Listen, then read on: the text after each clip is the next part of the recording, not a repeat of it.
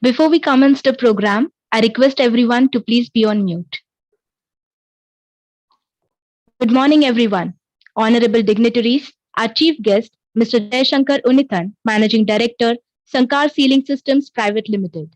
Our guest of honor, Dr. Sushil Kumar, IIM Vishakhapatnam. Wing Commander PVC Patil, retired, Executive Director, DYPIMS. Dr. Bharat Chavan Patil, Managing Director, Operations, DYPIMS. Professor D.R. Karnure, Consultant Director, DYPIMS. Dr. J.G. Patil, Head Corporate Relations, DYPIMS. Dr. Ashutosh Misar, Director, DYPIMS.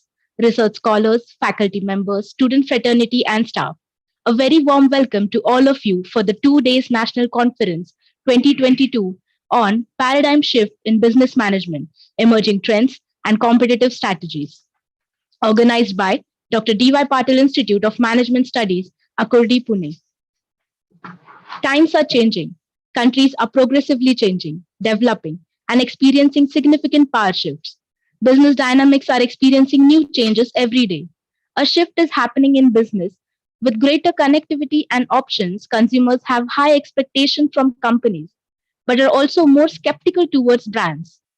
If we are stuck in old business paradigms and can't grow out, we will be facing hard times prospering. One must adapt techniques that will fuel the growth of your business for a long time. As strategy is about making choices, it's about deliberately choosing to be different. Hence, small shift in your thinking and small changes in your strategy can lead to massive alterations of your end results. Based on the same, we have come up with the theme of paradigm shift in business management, emerging trends, and competitive strategies for the national conference. I am Rituja, second year student at DYPIMS, your host for the event. On behalf of DYPIMS, we take great honor and pleasure of thanking for accepting our invitation and welcoming each one of you present here to say how grateful we are at your presence to grace the most awaited and coveted event of the year, the National Conference. Given its increasing influence, we would like to commence this year's National Conference with the theme Paradigm Shift in Business Management, Emerging Trends and Competitive Strategies. Let us start this event by Saraswati Vandana and evoke God's blessings in the presence of honorable dignitaries. I request everyone to rise for Saraswati Vandana at their place.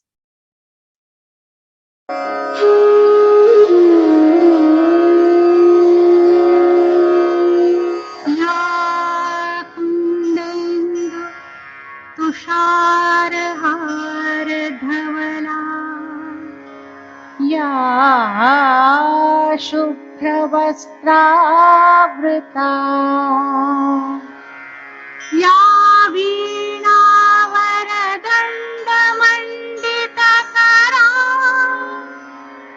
या श्वेतपद्मासना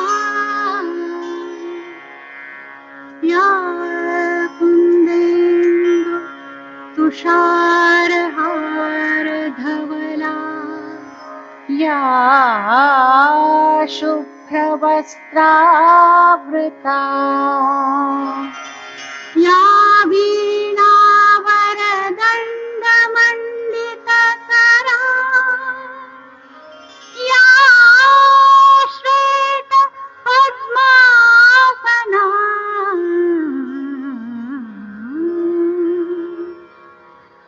या ब्रह्माच्युतशङ्कर प्रभृतिभिर्देवैः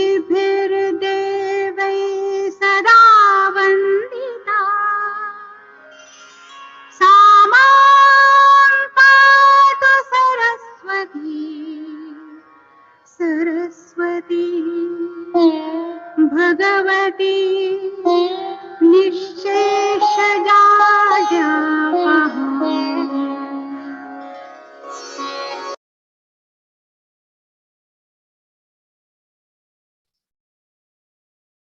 On this note, we now begin with the felicitation program. I request Executive Director, Wing Commander PVC Patil, retired sir, to felicitate the chief guest, Mr. Jayashiv Shankar Unithan, Managing Director, Sankar Sealing System Private Limited.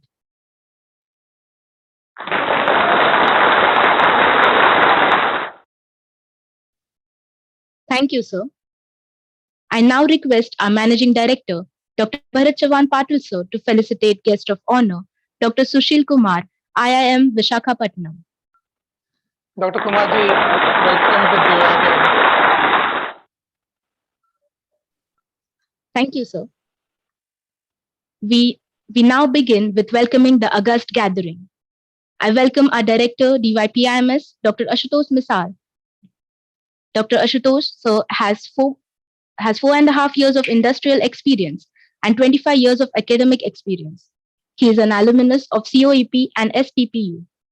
Along with that, he is a research scholar and SPPU approved PhD guide in HRM.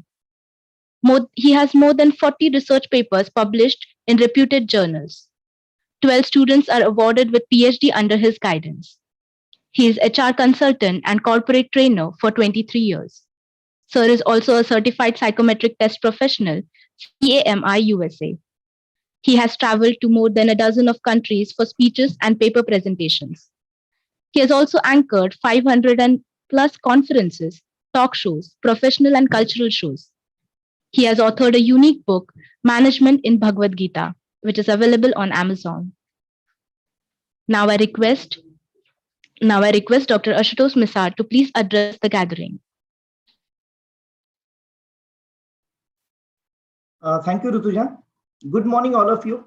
It's my pleasure to welcome the chief guest, Mr. Jay Shankar Unithan, a guest of honor, Dr. Sushil Kumar from IIM Vishakhapatnam, our own management wing commander, PVC Patil, retired sir, executive director, Dr. Bharat Chavan Patil sir, managing director operations, consultant director, Professor D.R. Karnure sir, head corporate relations, Dr. J.G. Patil sir, dear participants who are present here for this conference, my dear faculty members, staff, students, and few of the parents also who have joined this particular conference which we are organizing today and tomorrow. So it's my honor and pleasure to welcome you all to this August gathering.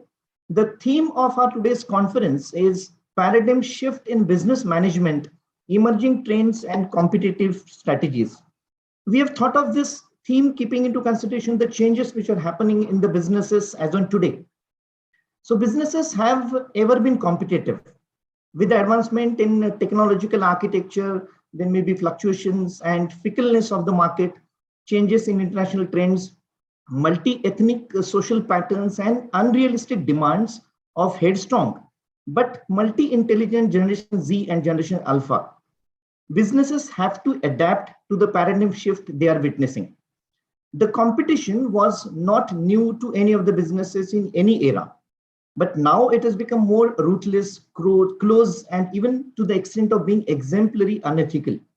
These changes are making businesses keep themselves going with the trends. The epidemic has taught the importance of health, ethics, the value of time and money to the businesses as well as human beings. It has made the business world take a turn in an unanticipated direction. Forbidding few exceptions, the majority of the businesses have gone virtual, technological driven, and simulated. In cybernetic platforms, it is very difficult to betray your internal as well as external customers. Means even if you betray, that will be found out. Concepts of thought leadership, then frequent unfreezing and refreezing, sustainability, risk and crisis management, collaborative, cross-functional thought process and its execution, people orientation, offsite and flexi working, outsourcing, and focusing on values and ethics in businesses are a few of the market trends which are happening today. Ecosystem, big data, artificial intelligence, machine learning, virtual realities, augmented realities, etc. are the buzzwords in today's industry, even pre-pandemic. A few of the emerging trends are synergic efforts, enhancement of competencies and soft skills, value-driven leadership, businesses deep diving, being agile and flexible, online and offline visibility, understanding pain points of the businesses, being hyper-local, local, and global. And last but not the least, opening the kimono of the businesses. If businesses today do not adopt to the new normal and keep pace with the ever-changing and ever-disruptive businesses, they are likely to get devastated in the early phase itself. Rather, every business needs to be an archetype and an exemplar to their industry types to gain competitive advantage and still keep on innovating a step above the competitors all the time. I must appreciate the efforts of the researchers, teachers, and students who are presenting their papers in our national conference today and tomorrow. I wish them all the best and thank them for the participation and knowledge sharing through their research paper. Once again, I welcome the chief guest of honor, my own management, my dear faculty members, staff, my dear students and their parents, and of course, all the participants. Thank you so much. Thank you, sir. Now, I would like to introduce our Managing Director Operations, Dr. Bharat Chavan Patil. Dr. Bharat Chavan Patil is an alumnus of University of Pune, Illinois Institute of Tosdikas, USA, and Florida Institute of Technology, USA. After completing his BE Computers from University of Pune in 2002, he worked for Indian International Multivity. He went to US in 2003 to pursue master's degree in computer science from Illinois Institute of Technology, Chicago. He has completed MBA from Florida Institute of Technology, USA, and completed his PhD from DY Patil University. He has also worked as head of QA department in the IT sector. Enriched with advanced technological knowledge, he joined DYPIMS as Managing Director Operations. His aim is to put DYPIMS amongst the top 3 management institutes in Western India. I now request Managing Director Operations, Dr. Bharat Chavan Patil, sir, to enlighten us with his words. Thank you, Rutuja. Very good morning to everyone. Am I audible? Yes, sir. sir. Okay. Respected Chief Guest, Mr. Jay Shankar Unithan, sir, MD at Sankar Sealing Systems Private Limited. Guest of honor, Dr. Sushil Kumar, sir, from IIM Visakhapatnam. Wing Commander PVC Patil, sir, Executive Director at DYPIMS. Professor D.R. Kannure, sir, Consultant Director at DYPIMS. Dr. J.G. Patil, sir, Head Corporate Relations at DYPIMS. Dr. Ashutosh Misa, sir, Director at DYPIMS. Faculty, staff, parents, and my dear students. It is my great pleasure to welcome you all to the National Conference 2022, where for the second time, we are conducting this online, and we shall be exploring the topic, Paradigm Shift in Business Management, Emerging Trends and Competitive Strategies. Here we shall explore a fundamental or monumental change in current processes, models, and perceptions. DYPIMS as an institute also has welcomed a paradigm shift in quality education over the years. Started in 2004, we had successfully applied for and have been accorded 2 accreditations, namely the NAAC, which is National Assessment and Accreditation Council, and NBA, that is National Board of Accreditation.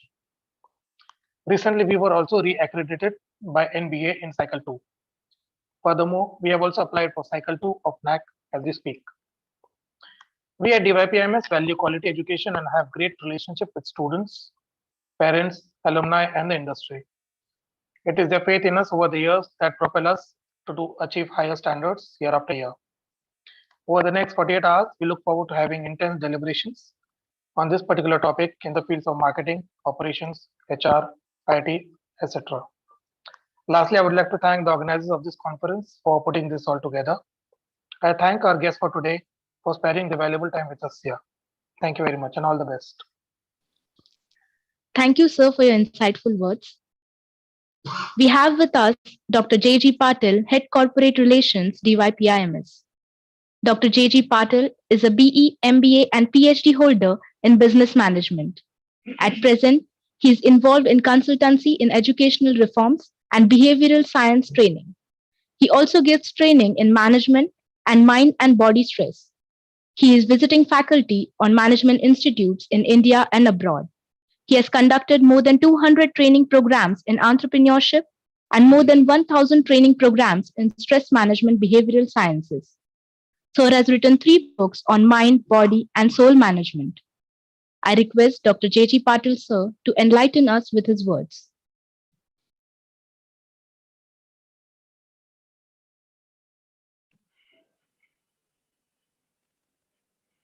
Am I audible? Yes, sir. Good morning to everyone. Honorable Chief Guest, Honorable Guest of Honor, Honorable Wing Commander PVC Patil Sir, Executive Director, Bharat Chavan Patil Ji, our Director Ashutosh Misa, all teaching and non-teaching staff, distinguished speakers, students, and all those who are present in this conference. Thank you very much for you having with us here. Paradigm shift in industry and business management. This shift is often a change in the perception of how things should be thought about, done, and made. It may involve many departments to be eliminated or shifted. This has to do with long-term success of organizing.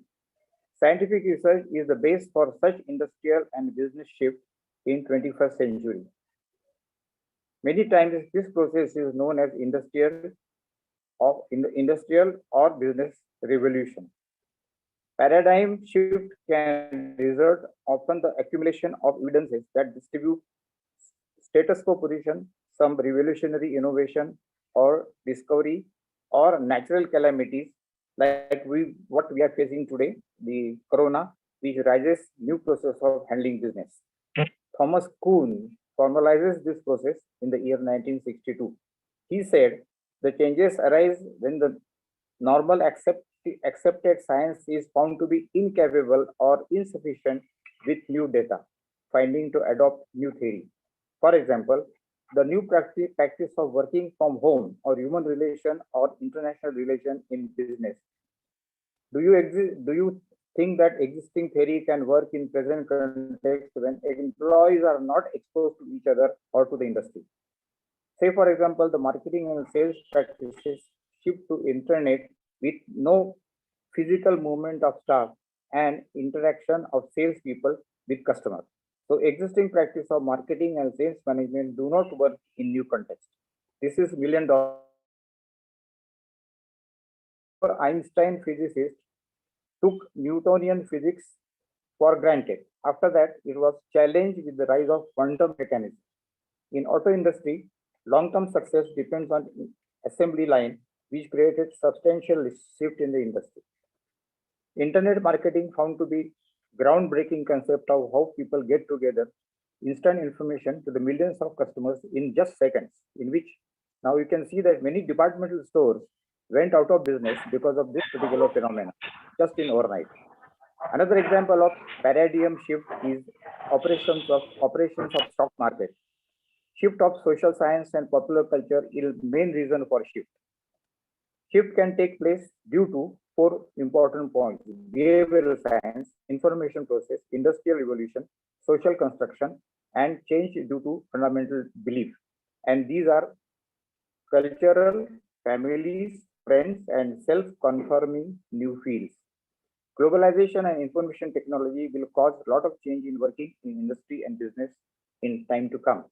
For example, customer scheduled appointment is the ongoing business today. Payment of payments is done online. Selection of product is also done online. And the customer's delivery is also done directly from the manufacturer or vendor to the customer. There is no in-between people involved. In this process, the supply chain management business practice have changed drastically. The entire management thought, process, and principles and practices of management that Peter Drucker has said some time ago may not apply to new management practices prevailing. We may have to find out modification to old management thoughts. New word will be digi-visualization and real-time decision making, no personalized business, testing, and measurements. Even the practice of educational systems is required a major change.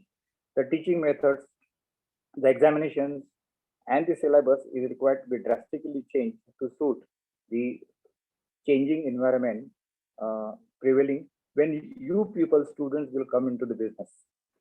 Well, I must thank all my teaching, non-teaching staff and the entire organization for having organized this wonderful business. I am the convener for the whole program, and I'm sure that this meeting will throw a lot of light on this particular subject. Our expert speakers, chief guest, as well as the guest of honor will throw a lot of light on this particular subject, and we are sure that the deliberations will give rise to a new era in the field of business management and industry management. Thank you very much. Thank you all. Jai Hind, Jai Maharashtra, and Jai DYPIMS. Thank you. Thank you, sir. That was extremely enriching. Every step forward seems to be a scuffle in life. Every footprint left behind is a souvenir to be cherished. A souvenir is a token of remembrance, intrinsic value, and is a symbol of experience. Let us take a step ahead by releasing the souvenir for the national conference. Now I request all the present dignitaries to jointly release the souvenir of the national conference.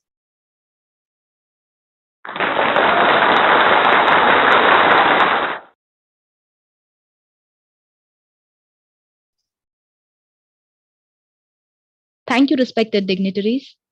This platform has enabled bringing together leading academicians, business managers, PhD research scholars, students from universities across India, entrepreneurs, government officials, and the industry executives to exchange and share their experiences, new ideas, and research results. I'm sure the audience is keenly waiting to listen to our esteemed dignitaries and enhance their knowledge. At the same time, I'm profusely elated to take an opportunity to introduce our chief guest, Mr. Jaishankar Unithan, Managing Director, Sankar Sealing System Private Limited. Mr. Jaishankar Unithan has completed his BE in Mechanical and Production. He has also done management program for entrepreneurs and family business from Indian Institute of Management, Bangalore, India. Mr. Unithan is the Managing Director of Sankar Sealing Systems Private Limited. Sir is Managing Director of Sankar Group and Sankar JP Sealing Technologies Private Limited. He is the CEO and founder of three companies, namely Sankar Advanced Mobility Solutions, Sambo Life Solutions, and MKU Motor and Technique. He is Director of Sankar NP Japan, Sivpriya Exim Private Limited, and Sankar Elastomers Private Limited. He is also member of Entrepreneurs Organizations and SEA and SAE International. Along with that, he is a regional committee member at ACMA India. He's an experienced managing director with a demonstrative history of working in the automotive industry. He is skilled in team building, strategic planning, business development, business strategy, and automotive. Along with that, he's a strong business development professional. I request Mr. Jaishankar Unithan to grace the stage. We are extremely delighted at his presence today. We wholeheartedly welcome him with a big round of applause.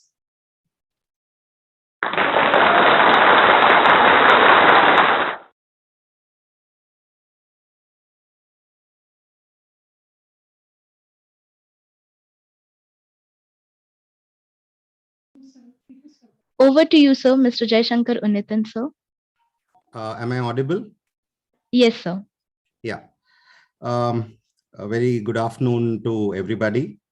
Dr. Ashutosh Misal, Ji Bharat Chavan Patel Ji, Dr. J.G. Patel Ji, Dr. Sushil Kumar Ji, Professor Shivaji Mane Ji, Professor Nandini Desai, Anchor Rutuja, Vipul Kumar Agarwal Ji, Management of DY Patil Faculty, researchers and students. Thank you very much for inviting me to this very, very relevant topic of this time, a paradigm shift in business management, emerging trends and competitive strategies.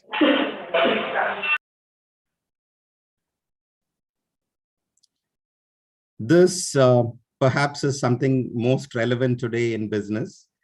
And I'm also very conscious that on one side, we have very distinguished researchers and professors, who have a lot of knowledge in this area. And on the other side, we have students who are definitely smarter and more efficient than our generation. So, and more knowledgeable, of course, more knowledgeable as well. So I'm very conscious that I'm addressing a group of people who are probably very knowledgeable in this area. So it makes me wonder, what is it that I have to talk to this group, especially on this very relevant topic? What I felt is that maybe I can share some of our experience as an organization, how we have withstood the last 30 years plus of our existence, and how we are facing the challenges today, and how is it that we are looking at the future. So I think this is what I thought as an experience sharing I could share with this group. And some of this information and knowledge certainly will, touch the students or the researchers in whichever area you are.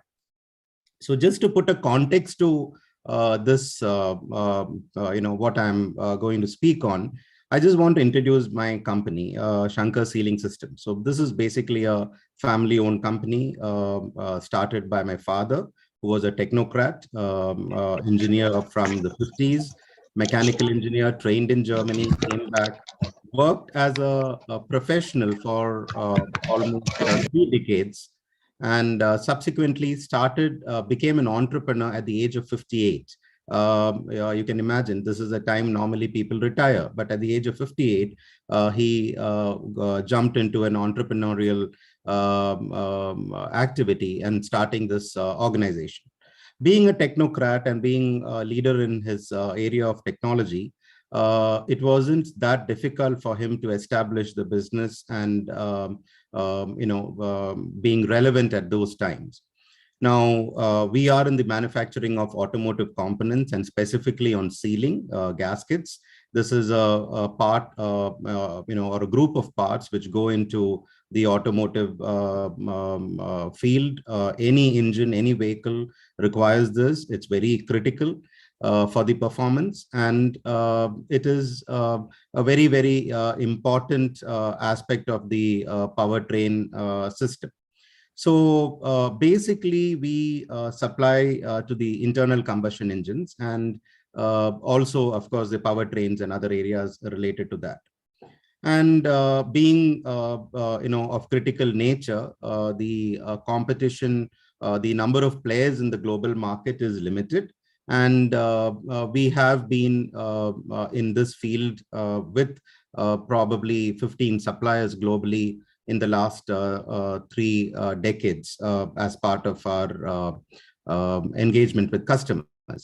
Now, so the whole point of bringing this topic here is that when Shankar Sealing started, and the time, it was late 80s, and it was a time where something similar to this, late 80s, early 1990s, there was a big shift in the industry happening, especially in the automotive industry.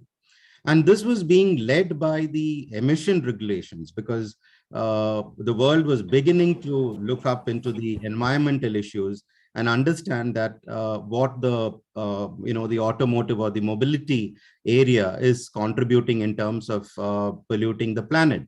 And the world woke up, and especially Europe and the US and parts of Asia started working on it. And then came up a lot of legislations, and soon India was on the verge of having new platforms and engines. And until then, we had the ambassadors, the Fiats, the standard engines in the trucks, in the heavy mobility, areas. So pretty much technology was pretty stagnant for almost 15, 20 years until the late 80s. And then came this change, which was driven primarily by environmental reasons, to make the engines more efficient. And that led to a situation where foreign technology or global established technology was required. And this was a time when changes were happening in the Indian automotive industry, where people were tying up with global majors and trying to bring in the technology. Shankar also went in that same way. We established contact with global majors. We were on the verge of having a joint venture, but it came to a point where the decision had to be taken that we would be selling our company and our hard work to a global company, and a period of time we will have to walk away. And we had to take a decision. This was mid-90s. And we took a clear decision that we are not going to do that. And we took a decision not to go ahead with the joint venture. Now, when we take a decision like that, and it is something very similar to the present situation where the technology is shifting to EV and the new mobility area, we had no answer then. We did not know how we would be able to bridge this and then get into a point where we become relevant. So being relevant is very, very important that in the business. And we actually didn't have a clue what to do at the time when we decided not to sign on. And then once that was over and things settled down, we were very clear in our mind that innovation and development, research and development is the way forward if we have to bridge this gap. And maybe we will be lagging for some time, but then we will lead. So this was a decision, again, the vision of our founder chairman to start an R&D. And we began the R&D in 1996 in all earnest, and probably the first of its kind in our industry in India, and setting up engine test cells and all the validation systems, having people for development of new materials, new technologies. And a company, a mid-sized company like us at that time, nobody would actually venture out to invest in research and development and developing these technologies. But 3 to 5 years down the line, we had a situation that we had learned a lot in terms of our own research and own experiences. And we were able to churn out products like how the Europeans or the Japanese or the Koreans or the Americans were bringing out completely new technology to the world. And in 2000, which was again a defining point, if you remember, that was a time where the first Indian car, the Indica, was launched by Tata Motors. It was a big shift in the Indian car industry, where an Indian company brought out a passenger car. Now, when that car was indigenized, and even Mr. Ratan Tata went on to say that we have become a 100% indigenous company and a product. Actually, our product, the cylinder head gasket, which is a very critical component, was still imported because there was nobody in India who could match that performance. And just the fact that we had 5 years of experience in the R&D, and we had started validating engines, we had our own experience in managing, we took over the entire responsibility of developing this product. And in 2 years, we were the first company in India to be able to launch this product as a fully indigenous product with a cost reduction of almost 1,000 rupees per product. And they were making 10,000 cars. So probably the saving to them was probably in excess of 10 crores a year, just out of a product from us, especially due to the indigenization. Now, what it did, and if you really look back, where did it happen? It happened because of that decision to go on our own, be self-reliant, learn what we had to do as far as our knowledge is concerned, be relevant to the time, and establish your own technology. Now, once we developed our own technology for this, we had a completely window open for new customers. It was Mahindra, it was Ashok Leyland, it was Maruti, and we were able to go to each of these customers and express our success story. And then we were onboarded to a lot of new customers in that period.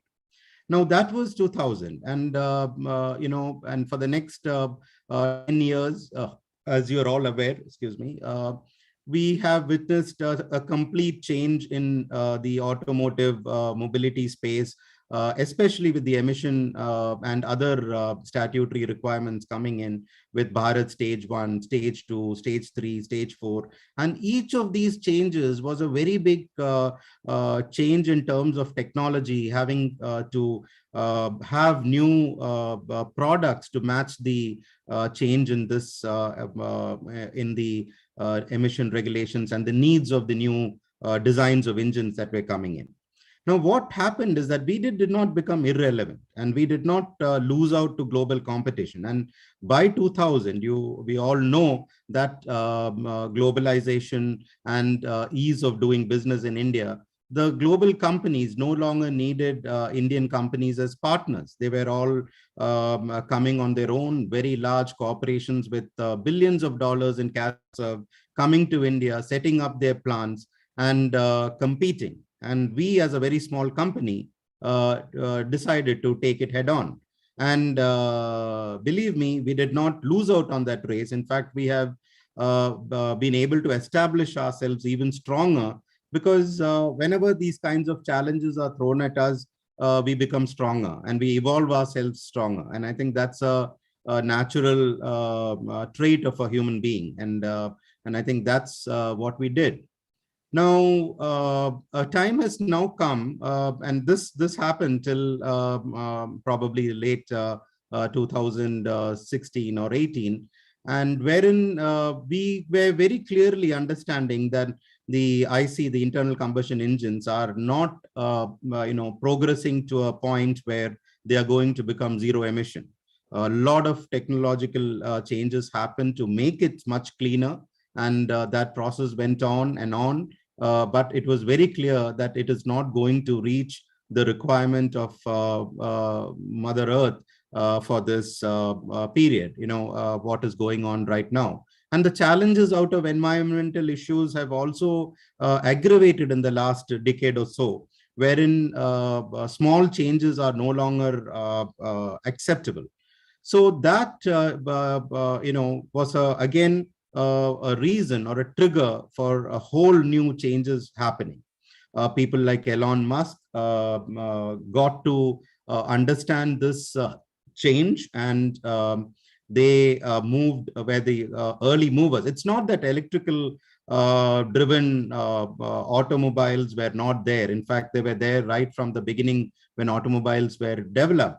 But the fact was that it was never popularized, and this entire concept never caught on. So it was the IC engine that actually took center stage, and with fuel available, plenty of crude oil and fuel available, there was no real necessity to change into an alternate technology. But when this happened, and probably I'm talking about a period of around 2015, there were people like Elon Musk who understood this and went on to take a decision that, yes, the future of mobility is going to be not internal combustion engines, at least in the way it is today.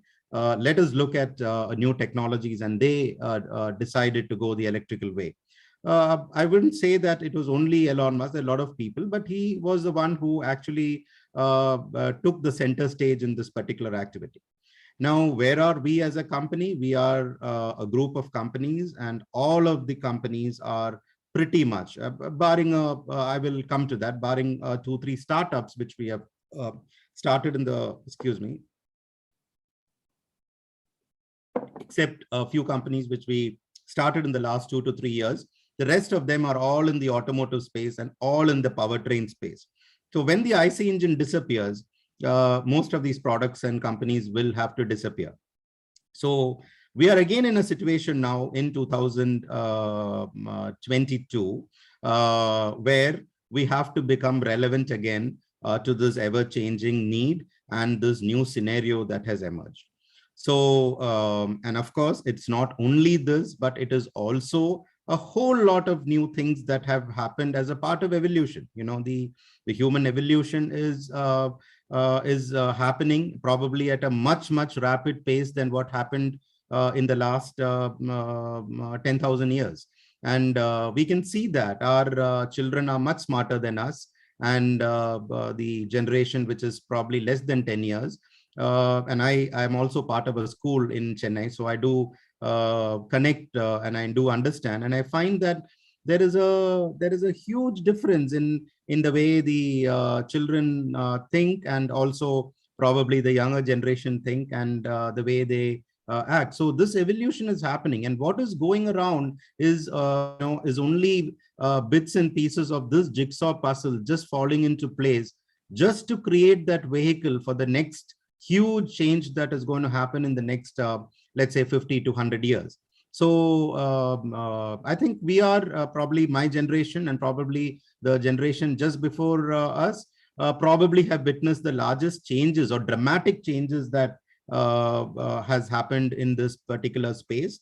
But the generations, for example, all you researchers and students who are going to be passing out in a few years, you are going to also get into an environment of change, which is going to be much faster and different than what anybody has experienced before. So I think this topic also is very relevant because you have to be future ready, and the colleges and institutions are basically where we train the students to be future ready. So I think from that perspective, it's very relevant. So now coming back to our story again, so we are here back in 2020, let's say, where this whole change is happening, and we are not very clear as to what is happening. In fact, to be very honest, nobody really knows in the mobility space where it is headed. Believe me, if somebody says that they know what's going to happen in 10 years, I think that's certainly not right. So everything is fluid. No one knows really which direction it's taking. If you look at the mobility space, let's say we take EV, for example, you have batteries.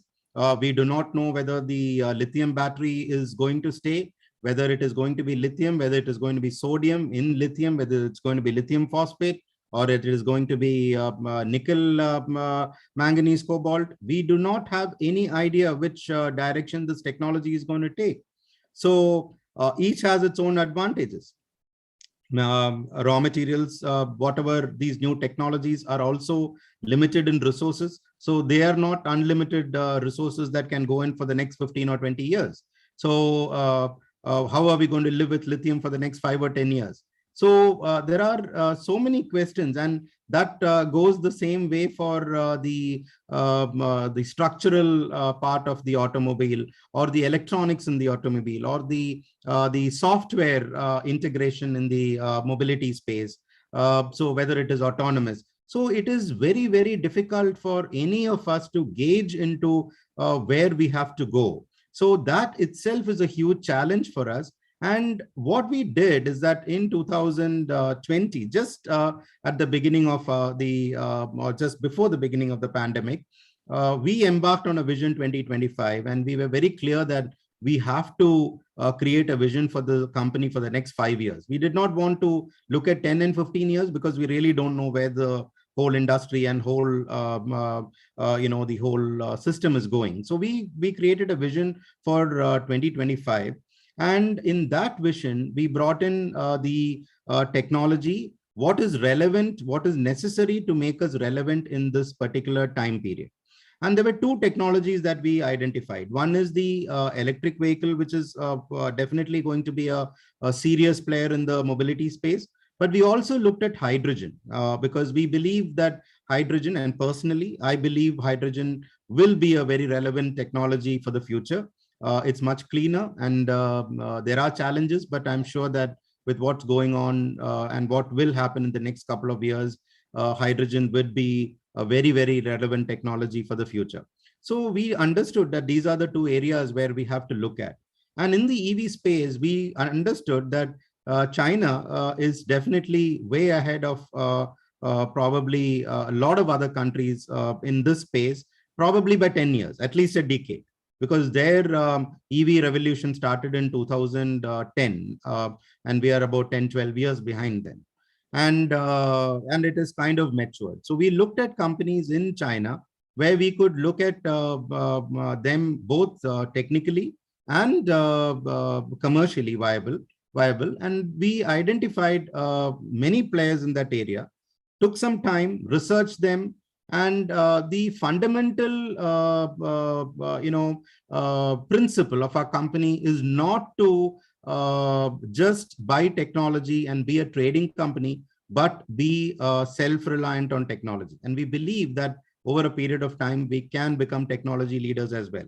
Unfortunately, the Indian automotive industry did not go the EV space 10 years ago. If we had done that, we would have been very mature in this space by now. But unfortunately, we have a catching up to do, and also a timeline which is very short, because already the automobiles are rolling out and there is a huge demand for EV in the marketplace. So the market is now driving the entire system now, and everybody has to now fall in place with the speed of implementation. So having said this, we embarked on this. We set up a collaboration, a joint venture, and this is mainly in the battery space. And we have started the process of establishing a battery manufacturing plant in Chennai, and probably by 2023, a cell manufacturing unit as well. So while there are many areas in this EV space where we can be relevant. In fact, EVs also have gaskets. Our products goes into EV. Our products also go into fuel cells in the hydrogen based systems as well. But in spite of that, we've decided that this is the time for us to diversify. And we have gone in, and now we have a new company called Shankar Advanced Mobility Solutions. And this company is now taken this particular area on this EV space. And we have already started our work in establishing a manufacturing unit. Now we have also parallelly started an R&D center only for this particular activity for EVs.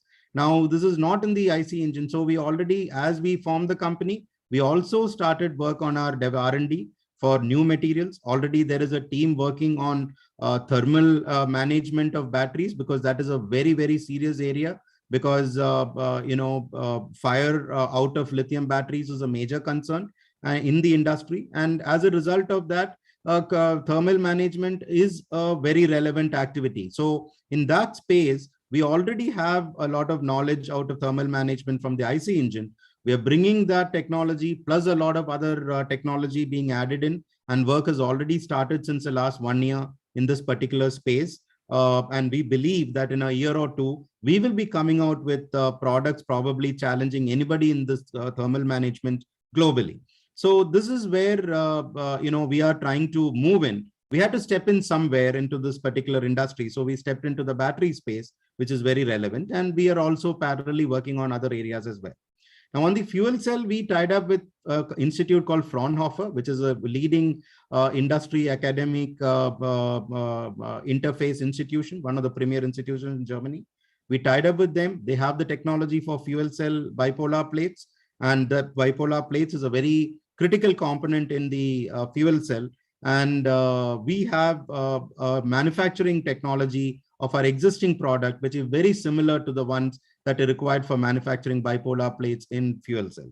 So we have embarked on that, and that also is in an advanced stage, but we are ahead of the curve here. We are not behind the curve like in the EV. We are ahead of the curve in terms of the fact that as the fuel cell market is maturing out in India, we will be market leaders for sure, with technology available to give it to potential fuel cell manufacturers, or we ourselves may get into fuel cell manufacturing at some point of time.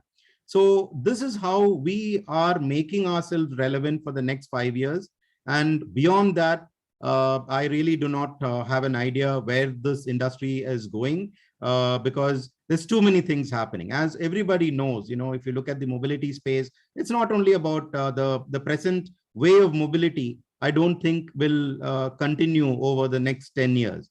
So we are going to be having autonomous vehicles. We're going to be having, we are talking about Hyperloop. We are talking about various personalized mobility solutions, which are not ground related. So, similar to what we have on the drones. And there are N number of this areas exploded. And see, the core is that the present generation is so innovative, is so new in its thinking. And they are not limited by what kind of shackles were there with our generation or the previous generation. See, when we went to college, when we went to our engineering college, we were the only thing that we had in our mind was either to go for a government job, maybe, or defense, or if it's going to be a public sector undertaking, or else a private company. There's no question of a student starting a company as soon as he gets out. The norm was that He has to work in a company for 10, 15 years, gain experience. And even then, when a person who is well set in his career jumps into business, his entire family, everybody, the entire people around them would discourage them, because it's a very risky proposition. Because 9 out of 10 businesses will fail. You're having a very comfortable job. Why don't you continue that? You'll retire, get your pensions. But that's not what the present generation is having. I think thanks to what has happened around the world, and specifically with how the government has unleashed the startup climate in India in the last 10 years, I think very little do we really realize, only when we talk about it and go into depth, we understand what a difference it has made, what a paradigm shift it has been in the last 10 years to all the, the new generation to come and open their minds and have a startup. Today, I'm very sure that more than 50-60% of the students whom I'm addressing today, they're all thinking of creating a startup. And that's what is creating this explosion in terms of innovation, new thinking, new ideas. And I cannot imagine what is going to happen in the next 5 or 10 years. The only point I would like to mention here is that while I explained about my company and its the relevance about it in this space, there are a lot of risks involved even today. And the competition, I think somebody spoke about that. Competition is not as it is before. Whether it's, if you're, let's say you want to start an EV business, there are hundreds of players who are going to be there. If you want to assemble batteries, there are going to be 1,000 players probably in that market. It's not going to be like before, where you have a license and you can manufacture and there's no competition. That's not how it's going to be.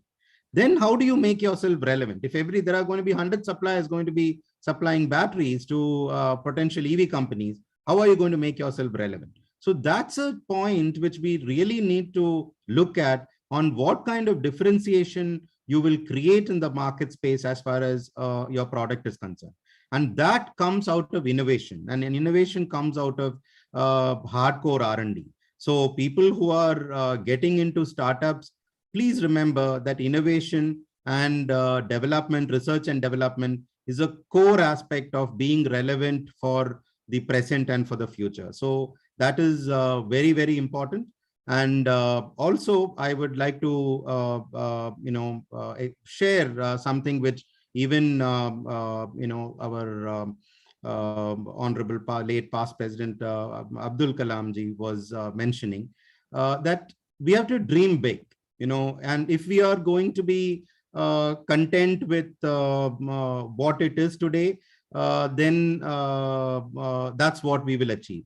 Today, the sky, there is no limit to where each one of you can go and reach.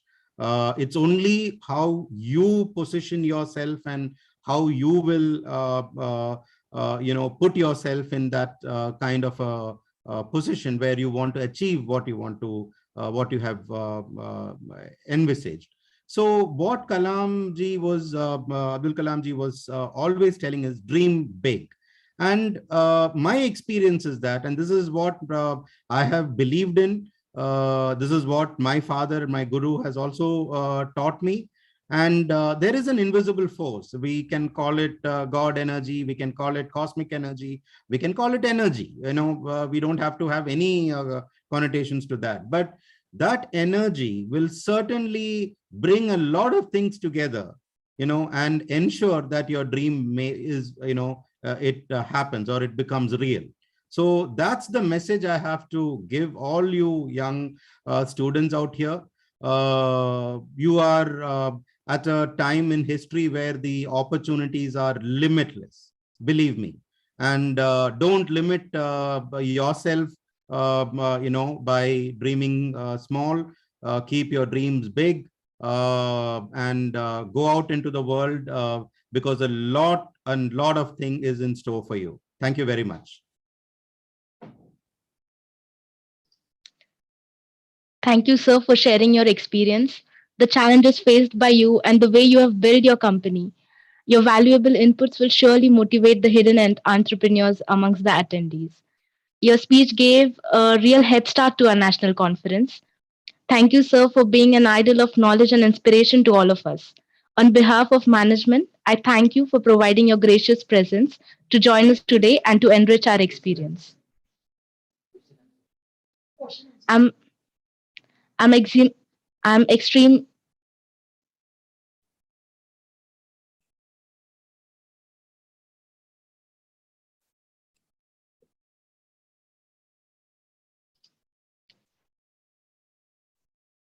Now we can ask questions to our chief guest.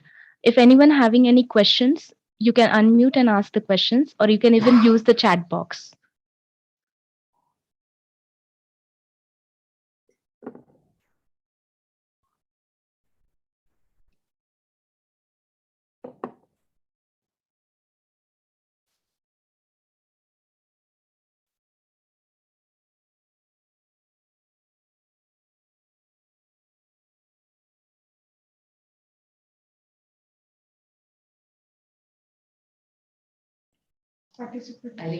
I request all the participants, if you have any questions, please ask. We have an open forum right now.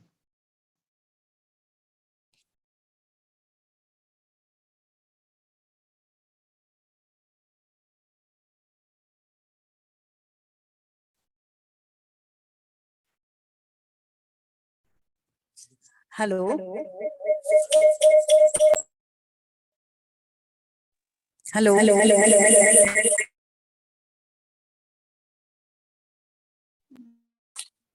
Hello. Good morning, Jaishankar ji. Can you hear me, Jaishankar? Yeah, good morning. Hello. Yeah, good morning. I can hear you. Yeah. So I want to know that you explain the entrepreneur story with our students, and then our students are really fortunate, like to hear your story, and I just want to know about your challenges, that like the way you have started and then you achieved so much success in your life. So can you help our students to know about your challenges? Yeah, so when I started my career, I worked briefly after my engineering. I worked briefly for a year in a large company, automotive company. And then I joined my father because his health was failing. And I straight away got into operations. I was looking after manufacturing, quality, started off as an apprentice in my own company, but then started moving up. And then probably in the next 8 to 10 years, I reached a point where I was leading the entire team. And probably, because I did not have any management experience, except the fact that I was handling the operations. I was a completely hands-on operations person. And in 2009, which is probably about maybe 15, 17 years since I started working, I was asked to come into the management area. And I could very clearly understand that I have limitations. And I was probably the financial area, marketing, human behavior, organizational behavior, and HR. Many of these areas, other than the practical experience, I did not have that. And that's when I realized that I do have to, go back to learning. And then I did my executive program at IIM Bangalore for 1 year, and which was probably another transformation for me from what I was before that. And I think those tools certainly enabled me to take up my responsibilities in the future. So learning is very, very important. And so one thing I felt was that maybe after 2 or 3 years after my initial start of work, I should have done my MBA. The later you do, the learning process slows down. So I think I would have definitely recommend people to take up the MBA maybe after 1 or 2 years of work experience. And so these are, and of course, being in a family organization with a very strong person as a father, and person who, it was also a challenge to manage that, because unlike the present generation, which they don't, they generally don't listen to the earlier generation, because, and it's a fact that they know pretty much better than the earlier generation. But in my case, it was always a challenge trying to bring in new ideas into the organization, because I was working with my father, who had established a very successful business, and he always felt that his systems and processes are right, and I had to challenge them, sometimes prove them, and then there would be a change.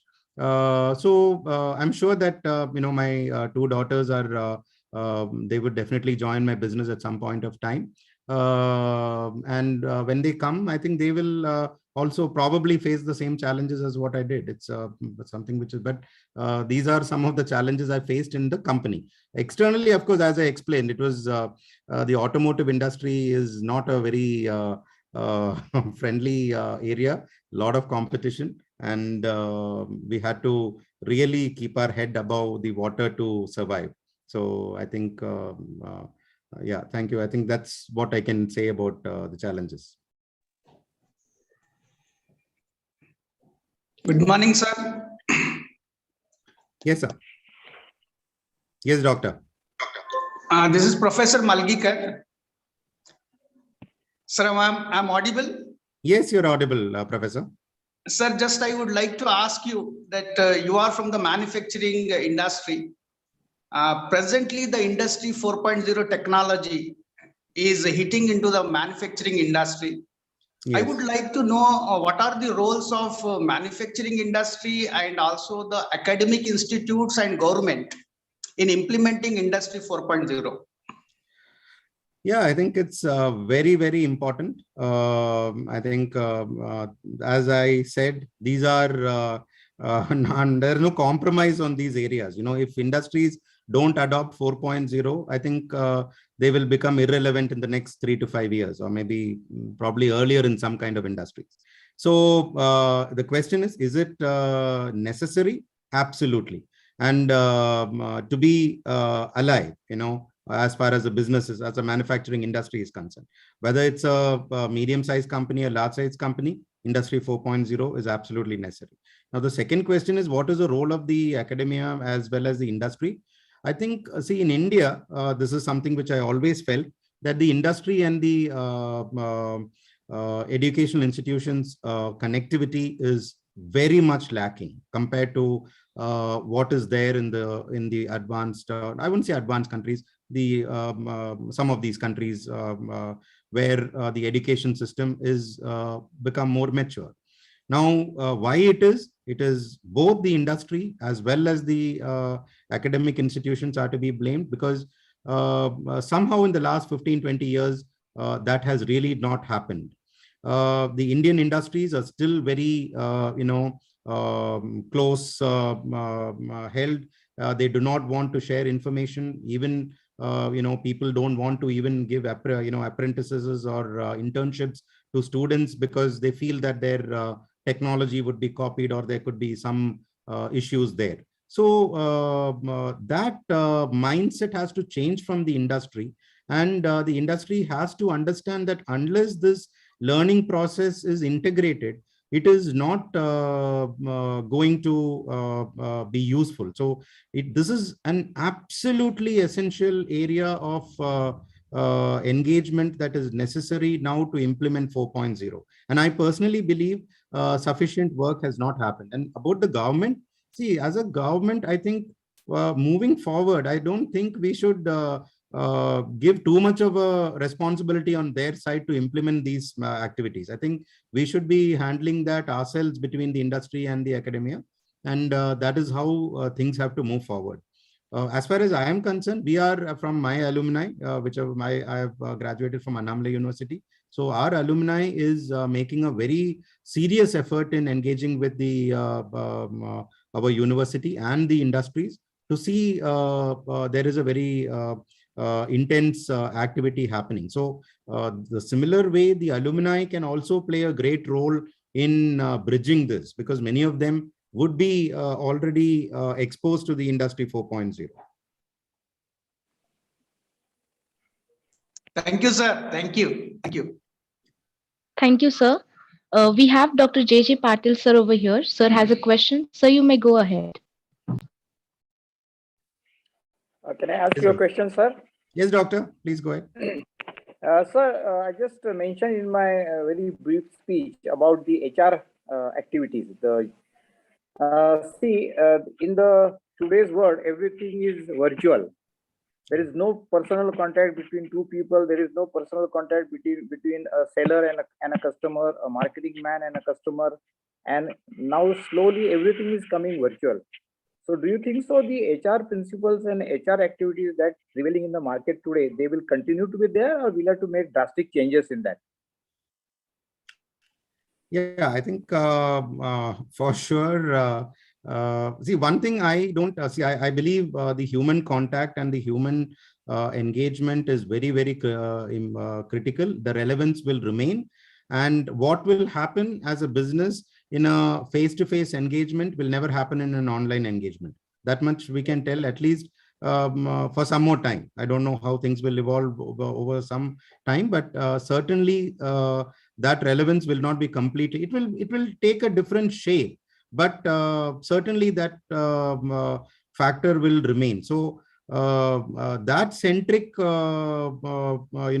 HR principles, I think that, or the organizational structure and the processes will, to a certain extent, has to be retained. But now the question about whether there has to be a major change in the way HR is performing today, yes. We come from very traditional manufacturing companies, and today, if I have to hire new talent, if I have to hire youngsters, they're not going to come and work in an environment like how we work. It's impossible. So that can be created only if there is a big change. And in companies like us, which are 30 years old, we have employees who are working for 30 years. So there is a generation shift within the organization itself. For a startup company, that's not a problem, because generally, it's all probably in an age group of about 5 to 7 years or 10 years. But here we have new recruits coming in with an age gap of 30 years. So how do we manage that? And, so there definitely major changes, and human behavior as a part of the HR aspect has to be given importance. And the changing human behavior is not constant, it is changing. And if we are going to evaluate the youngsters with a yardstick or with a with a glass that we did in the last 10 or 15 years, it's simply not going to give any result. So that way, how do you have something? So then definitely it has to change drastically. Thank you, sir. Thank you. Thank you, sir. Thank you, Mr. Jaishankar Unithan, sir, for your guidance and answering the questions. Yeah. Thank you, ma'am. Thank you very much.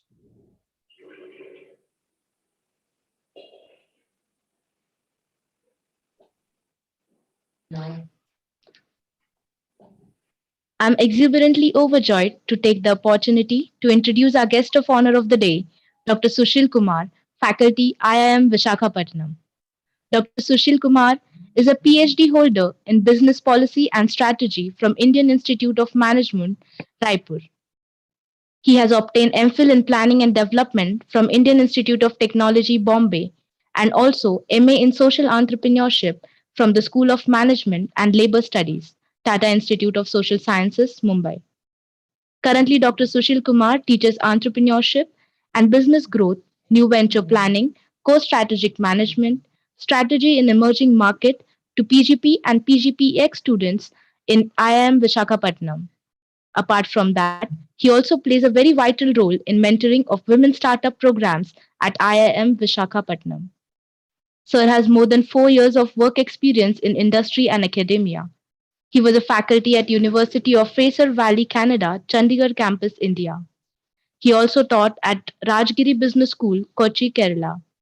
He worked as senior operations manager in Nidan Microfinance. On research side, his research areas are competitive strategy, entrepreneurship, small-scale enterprises, competitive dynamics, new venture creation, and business models. He has published papers in top management journals and presented his research papers in top international management conferences in Boston, USA, and Sao Paulo, Brazil. Not just that, Dr. Sushil Kumar is also the member of Academy of International Business, Academy of Management, and Strategic Management Society. The more I talk seems to be less. We are indeed honored by your presence, sir. Words are powerful motivator and have the ability to transform the history of a nation and bring transition in the perception and mindset of people. I take this privilege to request our revered guest of honor, Dr. Sushil Kumar, IIM Vishakhapatnam, to kindle the fire of change in the young delegates by his precious words of wisdom. We wholeheartedly welcome him with a big round of applause.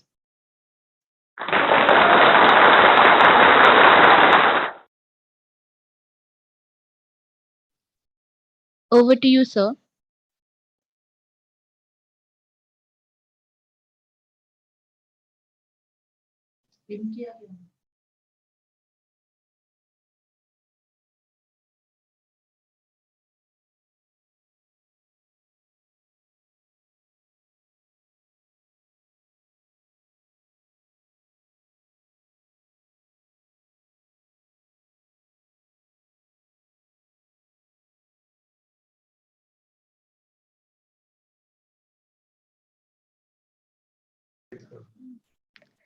I request Dr. Sushil Kumar, sir, to please take over the session.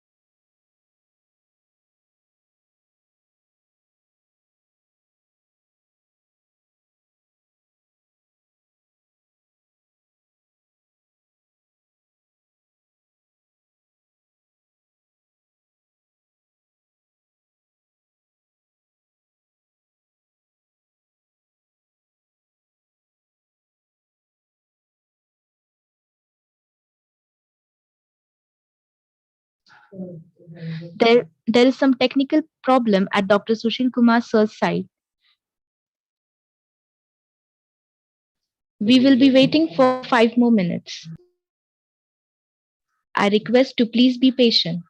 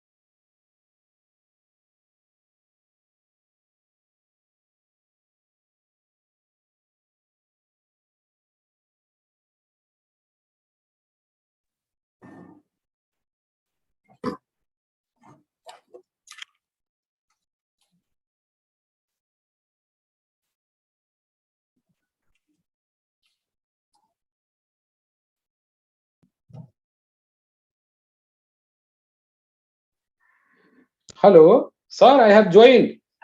Yes, I have joined. Okay. Yes, sir, we welcome you. We Okay. welcome you, Dr. Sushil Kumar, sir.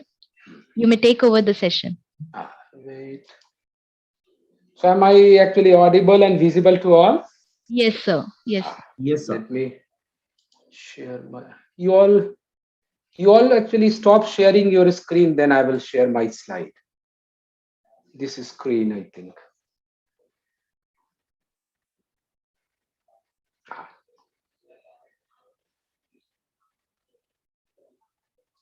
yes, yes.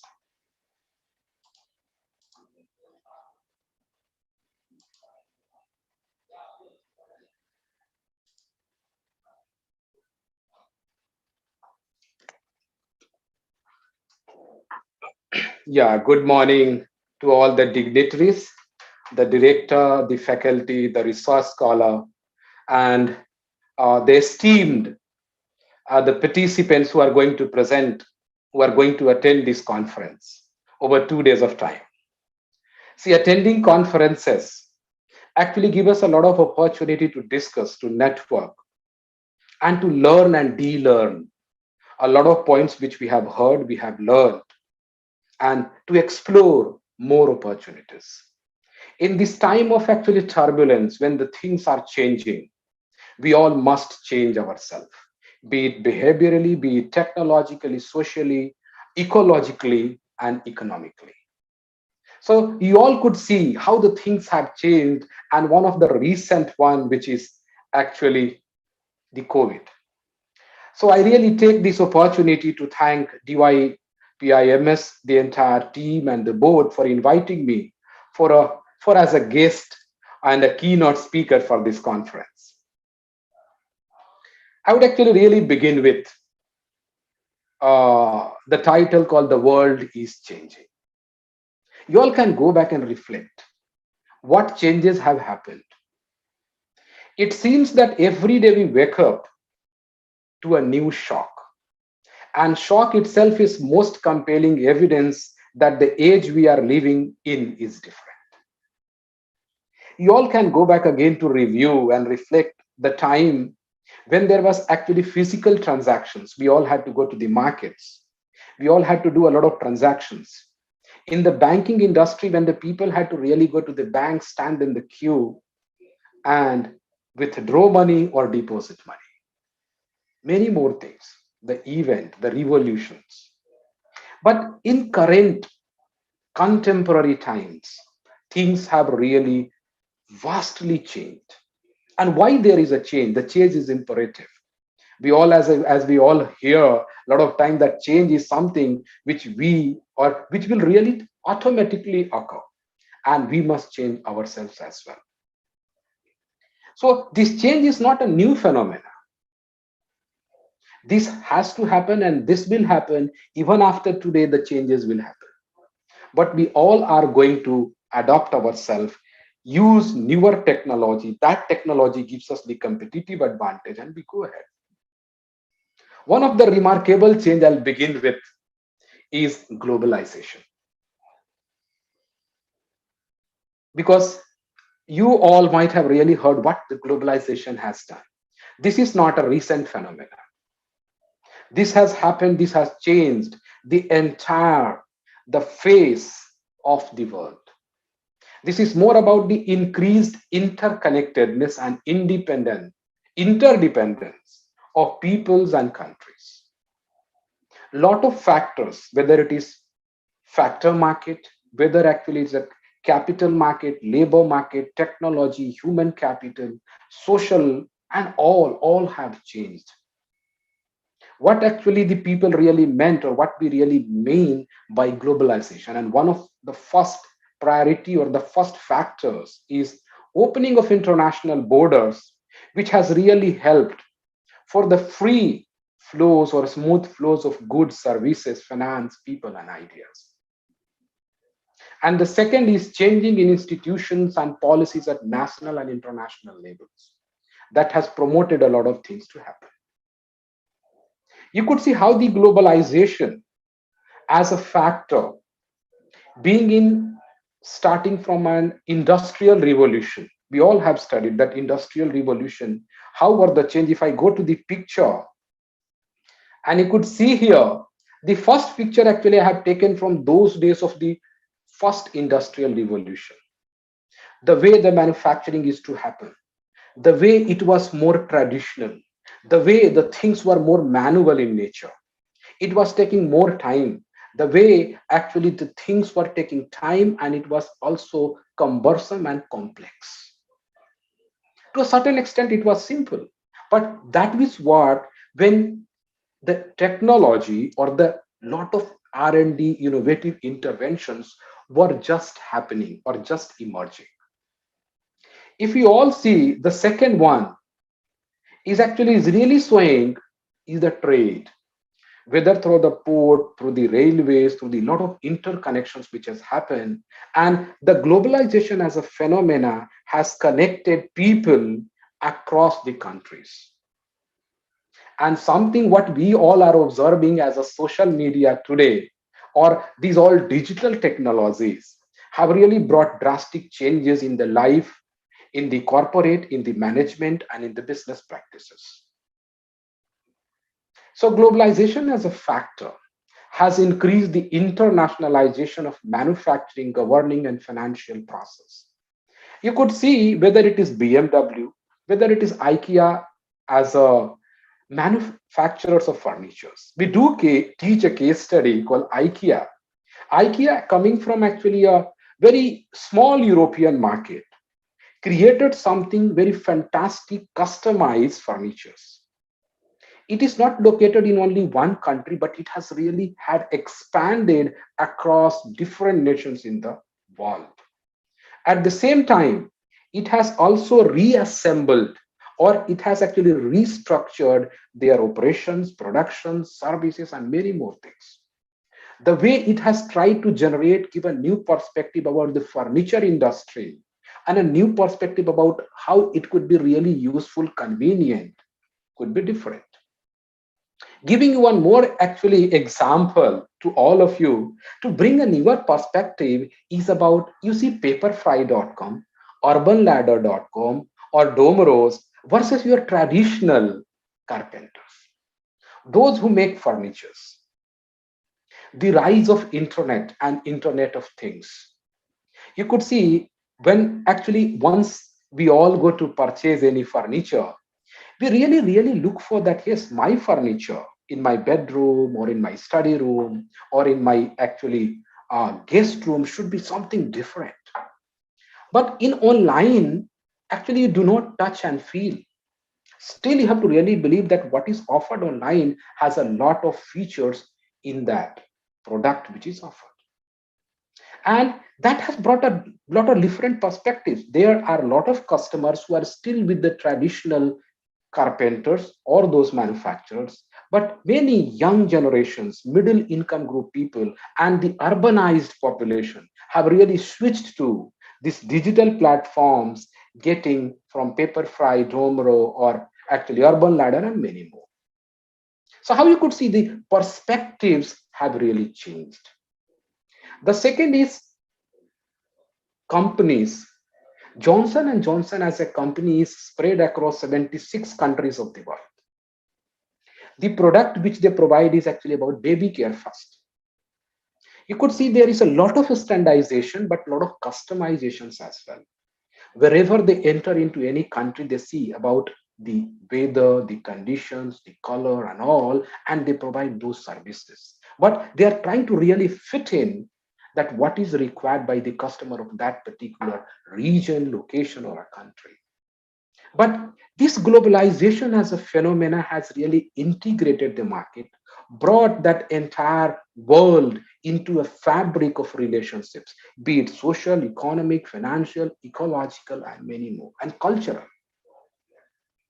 And what has happened over a period of time, that under the globalizations, this is not only one country, or we can only say that the developed world can only manufacture. Not. Actually, the company's registered office might be in developed world, but their distribution channels could be in different countries. Their manufacturings could be more in the developing or emerging countries. So because of globalizations, there have been a lot of factors which have changed. The countries are, so the countries which are actually having one office in one country, but these companies can really go ahead to the different countries, manufacture and sell from there. In our country, if we see due to globalization, like Bangalore, Hyderabad, Chennai, Gurgaon, these have actually become the hubs of both manufacturing versus service industries. And there are a lot of technological factors which has brought change. So globalization has also brought one new aspect, which is actually expansion of the world trade and FDI. The foreign direct investments which are coming from the developed world to the developing nations is increasingly bringing new change, whether it is technology spillover, whether it is talent, whether it is new standards, new benchmarks, or whether these are the new services. A lot of FDIs are coming, whether it is actually BRICS nation, whether OECD, or from, there's a lot of flows. Creation of multinational enterprises. We can really go through a lot of lists because we all are business management learners, scholars, professors, faculties, teachers. And we are teaching to our students about multinational enterprises. You could see these enterprises are trying to create a lot of alignment with the culture, with what is market needed or what market needs in that particular country. And is also these multinational enterprises are creating competitive advantage through creating more competitiveness. These all multinational enterprises today or tomorrow or last 2 or 3 decades have increased their capability, core competence, distinctive capabilities, and they have really grown. Tata as a conglomerate, Adani as a conglomerate, or Reliance Industries, or maybe if we take the firms from the other world, maybe Accenture, KPM, GSC Nelson, TNS, the firms which are more in consulting, audit consulting, and many more. You could see their services. These multinational enterprises, if they originate either from the emerging countries or from the developed countries, they have a lot of acceptance across the world. In United States, most of the IT services are actually done by Indian companies. Though technology, maybe the computer, was not actually highly and a very popular in our country than those actually developed nations. But as the investments have increased, we all have increased our capacity and competence so that we can become a challenge or a competitor for the world. And it is actually for the most of the countries in the world and their corporations. And the third term I wanted to bring you all here, your actually attention, is the rise of emerging markets. What is actually emerging market? It is, I'll just give a figure, but just wanted to touch again that globalization, why I was started with that. If we are talking about paradigm shift, the paradigm shift actually started with globalization, and before that as well. But globalization as a factor, as a phenomena, have brought a lot of positive changes, but has also brought a lot of complications to the world. And some of the positive, or some of the actually I can see the vast benefits it is there, is to the new culture. Spread of technology and innovation.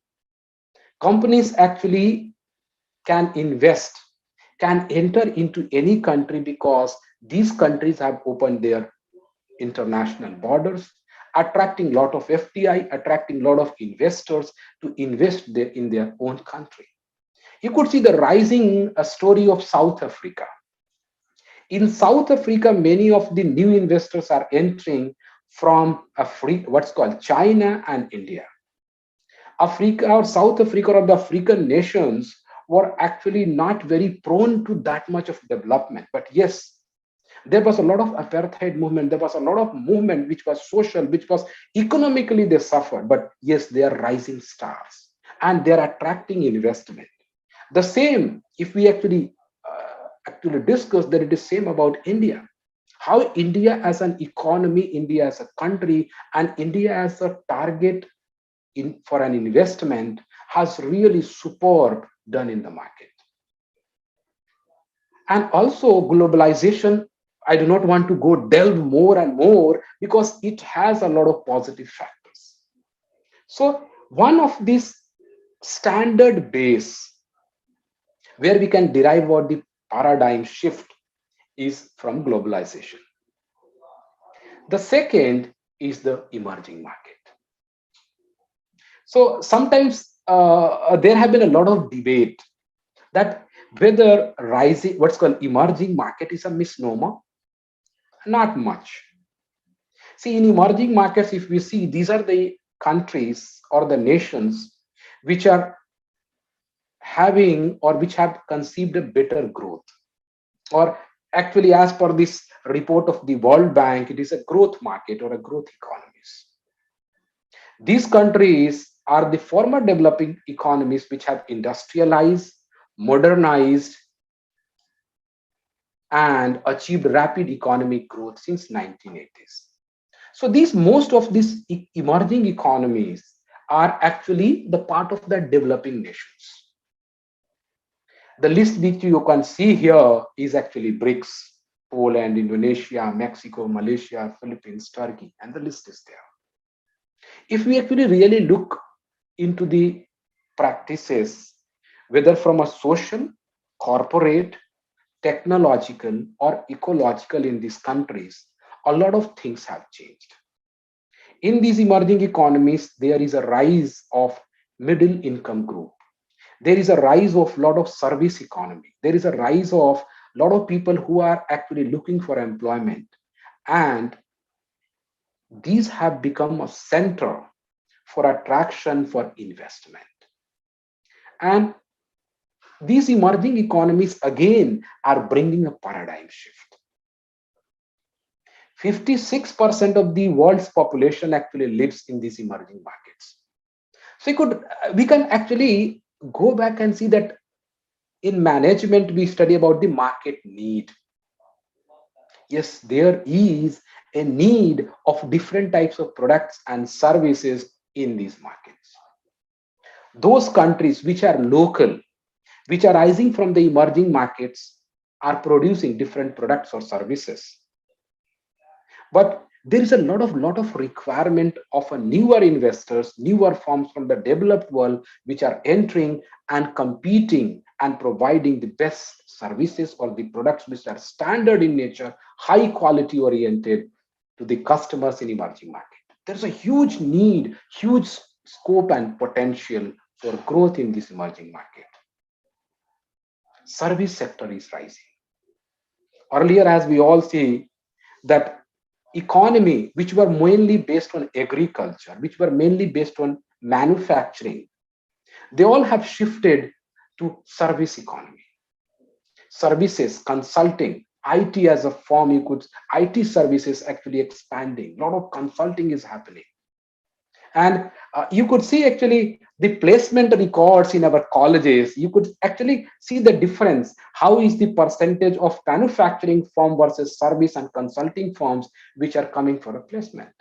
Where are our students placed? How are we actually trying to train? And if you take an overview of this entire economies in the emerging markets, it has a lot of potentials to grow. Government policies in all these developing, or I can say emerging countries, have really brought a lot of facilitating change or a lot of facilitating institutional mechanism. Many a time we all read about the government or maybe the Prime Minister of India goes to the different countries, meets their bigger investors, invites them to the Indian market. That why don't you come and invest in India, because we have a lot of opportunities. It is the similar as giving an example of South Africa or maybe China, maybe Mexico, Brazil, Turkey, Israel, Malaysia, Philippines, Indonesia, Vietnam. A lot of investment have happened. And why this has actually there? Because the government has brought a lot of investment, lot of actually new initiatives to create a conducive business ecosystem and infrastructure. The better infrastructure is there, the more investment may happen. The better infrastructure is for ecosystem, whether it is actually entrepreneurial ecosystem or business ecosystem, there will be a lot of changes, a lot of new practices or corporate practices will emerge and which have already been there. Going forward is actually the information superhighway of internet. Taking back one more minute to reflect for each one of us, how has internet or the origin and the advancement of internet from 3G to 4G and now 5G will be also coming, has really changed our lifestyle habits and the things we do. We all can really reflect, whether in our teaching, whether in our corporate practices, whether for our students. And one of the internet is like these online conferences. You can really, those our very respected professors or faculties, those who were organizing conferences earlier, had a lot of opportunity to do only with offline. Had I been invited, I would have come to Pune, given a talk, come back. It is not because the COVID has happened, but it is actually the new technology which has emerged. These technologies are facilitating in nature, making it more convenient to continue our work in spite of all those challenges. And internet has created a lot of drastic and disruption changes. Some changes are the best because it is really serving the purpose of humanity. But some changes which are really making a challenge for the humanity. In emerging markets, there's also a lot of focus on innovation, investment in R&Ds across sectors. And these emerging markets, why are they actually really trying to make a lot of investment in innovations? The COVID, we all can really remember the second phase or the second wave when it happened. We all thought that the pure oxygen will be free on the planet, right? And we all could have really heard, watched in the newspaper, it's called media, read in the newspaper, that how actually terrific or how actually really it was pathetic, the medical infrastructure which has really collapsed. But at the same time, now this is actually trying to create an opportunity for the government to really focus on the medical equipments, medical facilities, hospitals, and many more things. But to a certain extent, if we compare over last 2 or 3 decades or 4 decades, there have been a lot of changes, a lot of opportunities which are coming where the corporate sector, government is investing in innovations. Be it manufacturing, be it agricultural, textile, automobile, pharmaceutical, a lot of innovations have been coming up. And yes, is the structural reform. Emerging markets have liberalized their market. They have invited, or they are still inviting a lot of investors into the market. They have actually done a lot of collaborations, international collaboration, tie-ups with a lot of companies, countries to open up their market to facilitate the trade. And there is really a lot of need, a requirement for structural reforms. Some are still doing, like in India, structural reforms have happened. You can see the taxation regimes. You could see earlier for an investment in our country, there were actually many windows where for licensing, registration, for any legal purposes, they had to go ahead. But today it has reduced and maybe the single window policy has really been enacted. And a lot of things have changed.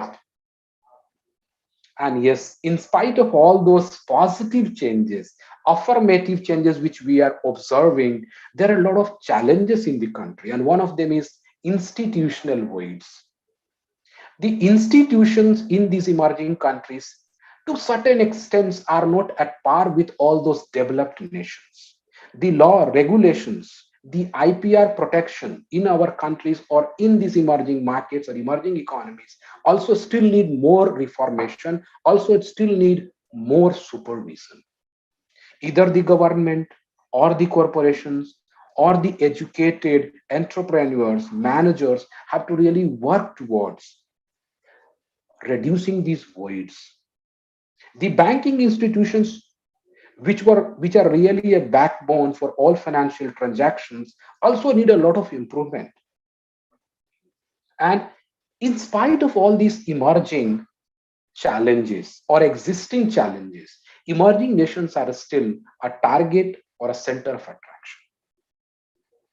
I was actually trying to bring why I am trying to bring this as a context to us, to set a context about the paradigm shift. So you could see here that these emerging markets have become as a target market for many factors. A lot of investment, manufacturing hubs, sourcing destinations.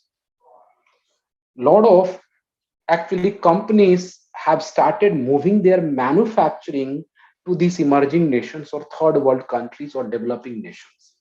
It could be either the cheap labor, low wages, employment generations, and something can be done. Fine. But what is also happening is that these destinations or these countries are also learning, making their ecosystem or their infrastructure better. You could see that how did the IT services or IT jobs actually began in our country in India? With the same jobs which came from the developed world, all the colleges in India or the government have invested a huge amount of money in creating infrastructure to develop the IT capability, IT talent. So we have engineers, managers who are better skilled, who are better talented to consult and innovate using these IT services. Now, these markets are also competitive. The nature of competition in a physical world or the nature of competition during globalization or during that industrial revolution was different. It was not automated. It was more of manual. It used to take a lot of amount of time for production. Those all inventory cycles was taking much amount of time. But as things have emerged, things have changed, new technologies which are disrupting the market, the parameters and the standards of technological changes is changing. Automated, where actually you could see the assembly lines in manufacturing of cars or maybe of automotive equipments. This was taking actually longer time when it was not automated. But we have robots which can manufacture without the intervention of human beings or actually employees over there. How we are actually trying to bring new things. And also the two more actually remarkable change is actually gender equality in these emerging markets, where each and everyone has an access to technology, has an access to services, and those who are not having, the government is also trying to facilitate the process that each and every citizen of the country gets access to all those facilities which are provided, be it finance, be it actually all those commodities and everything.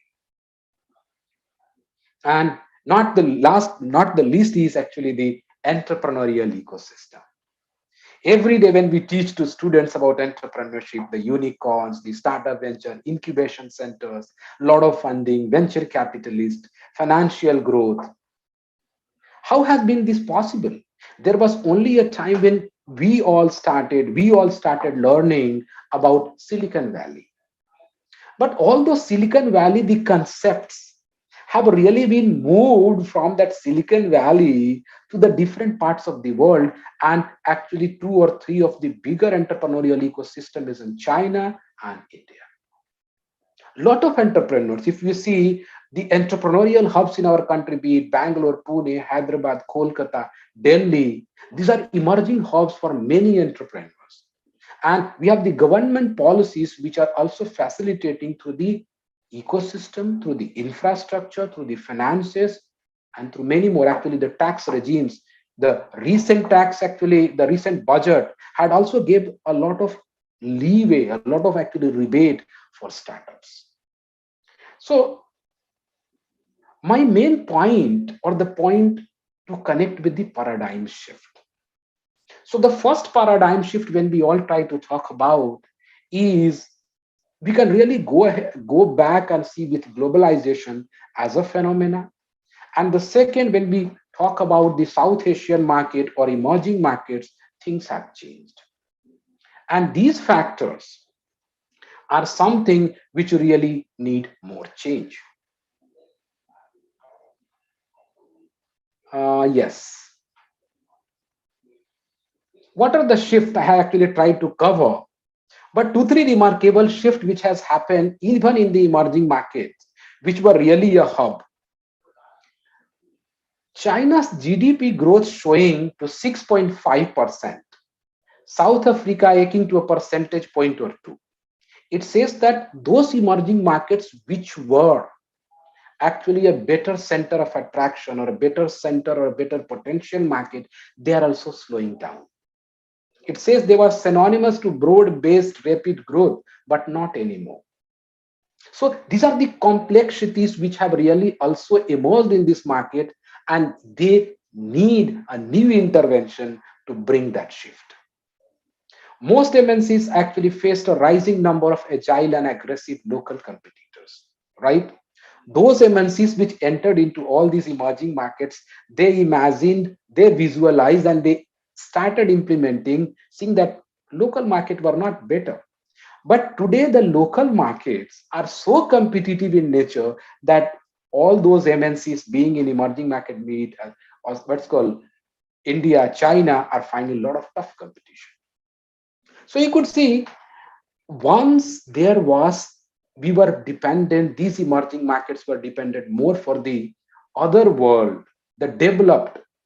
Now we ourselves can actually innovate, can bring a lot of changes, and we are giving tough competition to the external corporations. So there is also a shift now.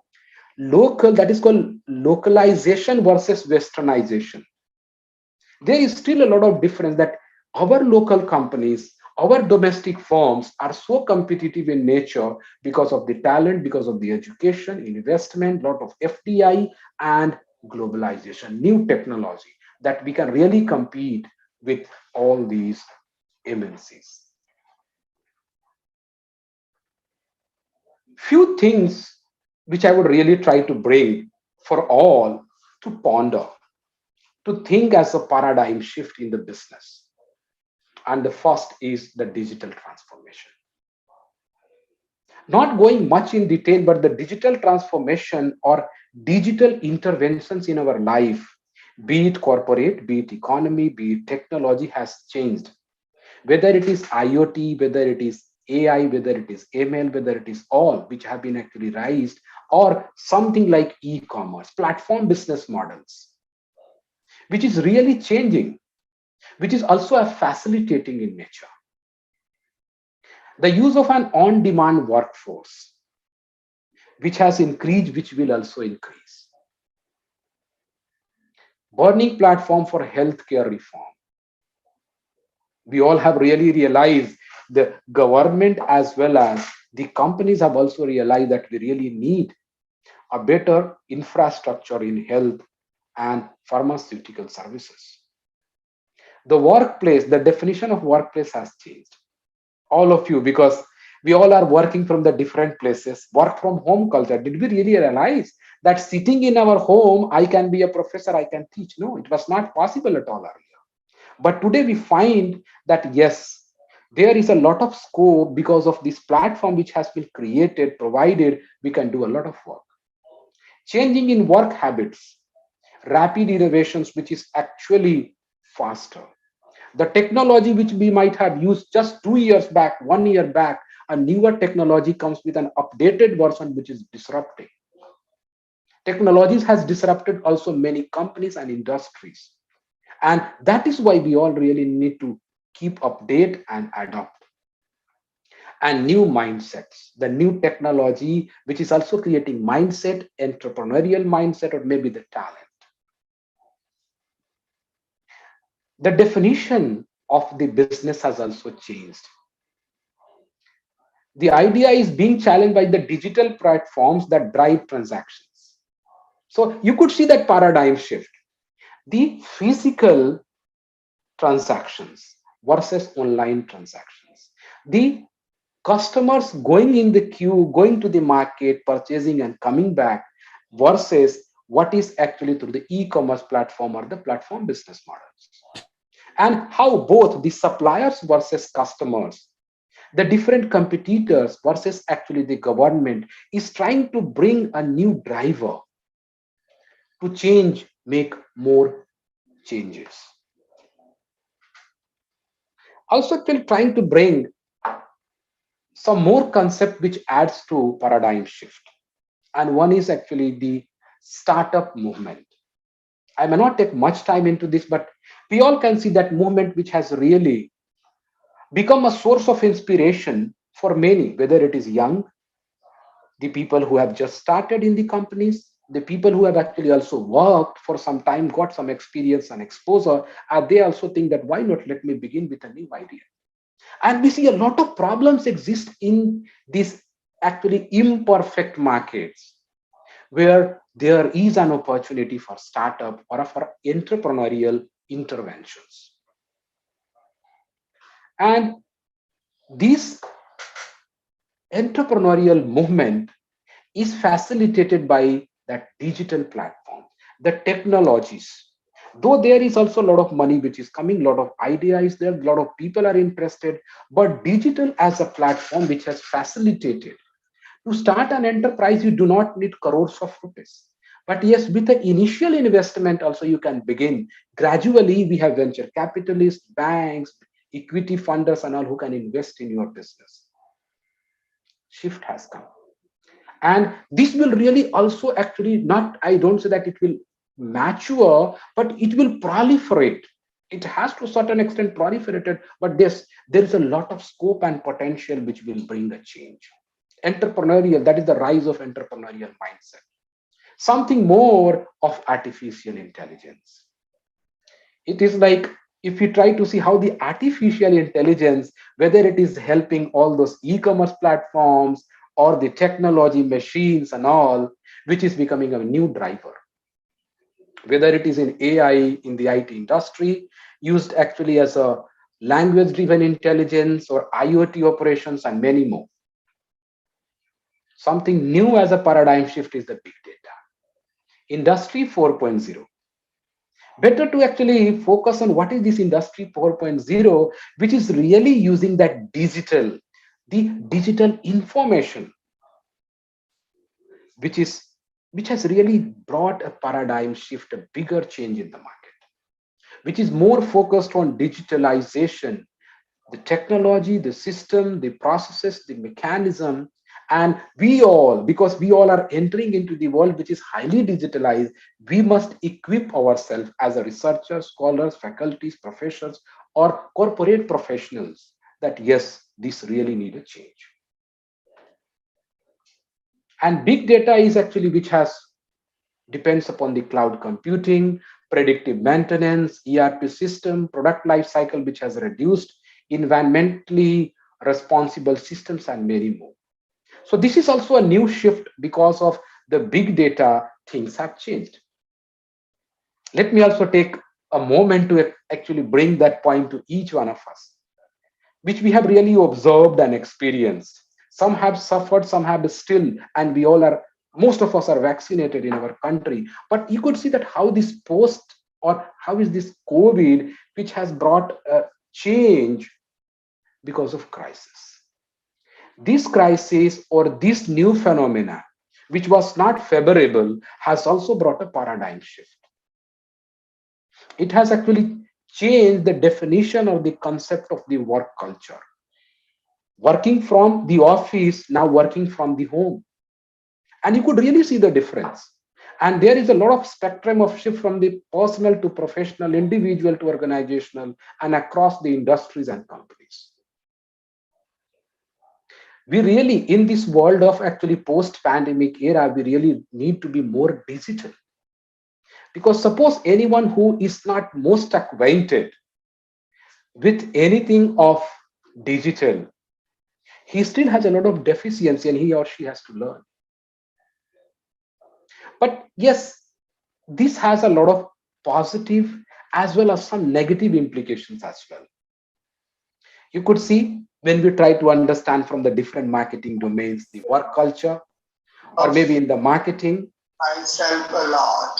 Yeah, or even the business development, the supply chain which has been happening, information system, international business which is there. We are trying to enter into different countries. But because of actually COVID, this has also tried to create a lot of definitions, try to create a lot of actually restrictions, but a lot of facilitation. So how do we all actually try to manage? So I'm actually trying to bring that factor that if we see in this, because of this post-pandemic phenomena, there have been a lot of paradigm shift, and we must also adopt to work with that. And last one, the digital capabilities. Digital capabilities are not just the phenomena, but now they are the norm.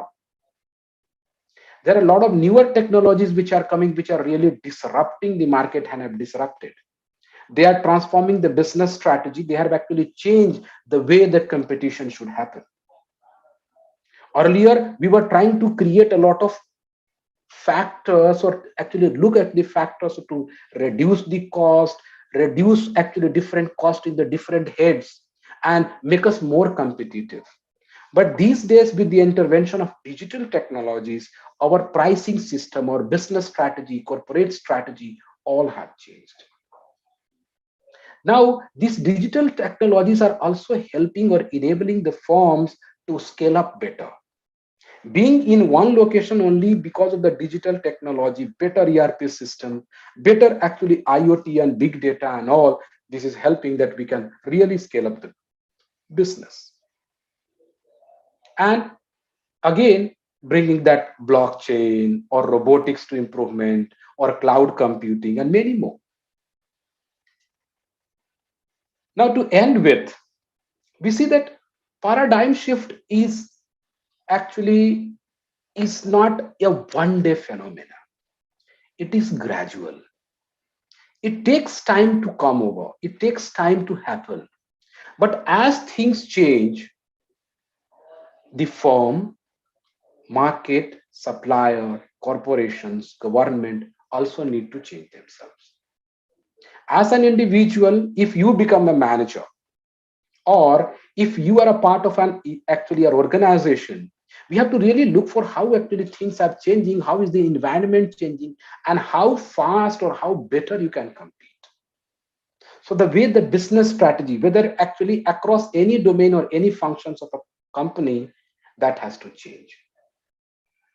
So a message to all my participants and all, that for young scholars, those who have been researching, those who are actually interested, and those who are already doing a lot of research work, we need to really research on the newer micro foundations, the newer knowledge which is actually changed or which has emerged because of the paradigm shifts in the businesses. And that will actually really give you a newer idea how the things will happen. A lot of anticipation actually can happen. A lot of thought experiment can happen, which might have not happened. But a scholar or a researcher have to be futuristic and look beyond the traditional way of researching. We have to bring that change. Then only these paradigm shifts and your research work will add value. Researchers also have to bring newer technology or newer methods to suggest, to consult, to guide, to mentor to the companies, to the people, or to the required participants that yes, this is a new component or a newer technology or newer IPR which can change or which can bring superior profitability and create competitive advantage. Michael Porter talked about creating competitive advantage, but today there have been a lot of actually factors which have been added into that. The primary, the basic foundation of competitive advantage remains the same. But yes, new phenomena, new context, new shift, and newer domains have emerged. So young scholars like researchers and all should really look for that. I would also actually urge the managers. See, the shift have been happening. We all should really look for to equip ourselves with a new technology, new expertise. You have to advance your expertise. Unless and until you advance your expertise, you cannot really do well. There will be a time that you must do that. And yes, change yourself because the ecosystem is changing. Paradigm shift is happening. We all need to really change. And yes, to my faculty, fraternity, and colleagues, what we teach to our students who are actually trained by our institutions, we must teach them newer knowledge along with the foundations, along with the fundamentals. We must make them more competent, more capable, more expert. We must really equip them that yes, the moment they enter into this actually world to work with, the world to encounter what we teach in the classroom and what they will be facing in the open market, in the company, the industries, or anywhere they work will be really different. But we must be predictive to understand and bring that to the classroom and explain to our students, and then they will be best equipped. Things have happened across last 2 years. Lot of students in our MBA colleges have learned everything in online. Many of them did not come to the campus. They did not see what the building, what was the library of the college. Now, once this pandemic gets over, they have to go to the work, which will be an offline mode. How do we ensure that those students, our own students, will be highly equipped, highly competitive to work in an offline working environment? But yes, this is actually a greater responsibility on head of that institution or of all our faculty colleagues to bring that or to inculcate newer knowledge, advanced technology orientations towards the students.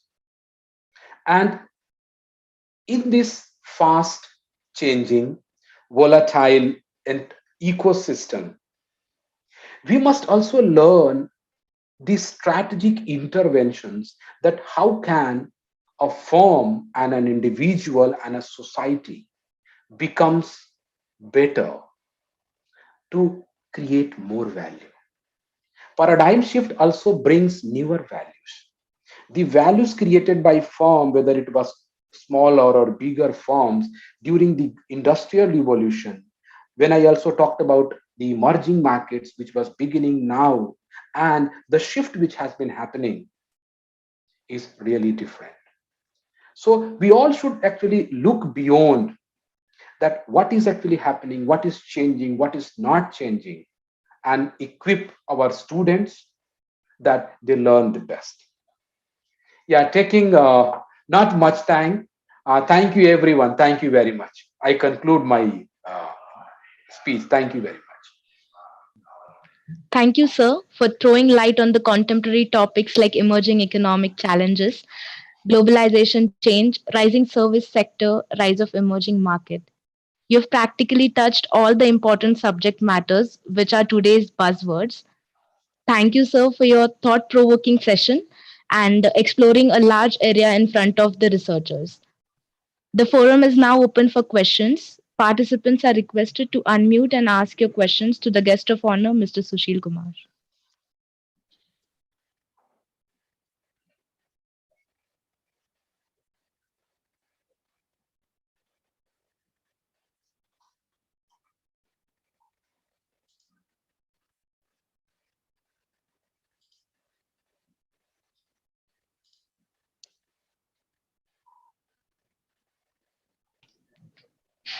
Any questions from participants?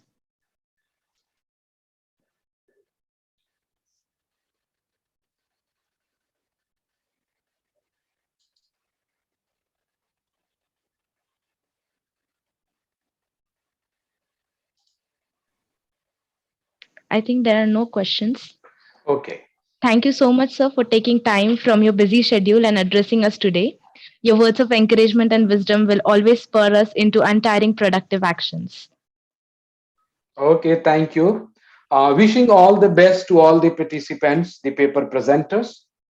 You all, those who are presenting, well, our faculty colleagues, the young scholars, they must learn and de-learn. It's a time that what you might have learned, you will get a lot of feedback from the reviewers and from actually those who will be really speaking for and criticizing your paper. But yes, that is the time which will help us to learn.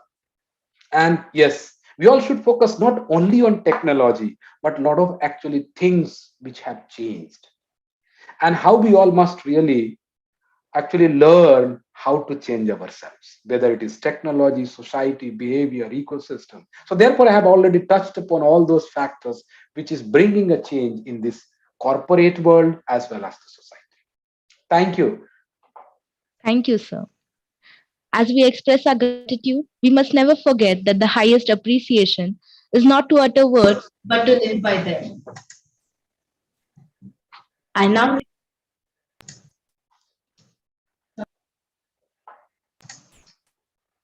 please mute yourself, participant. Please mute yourself.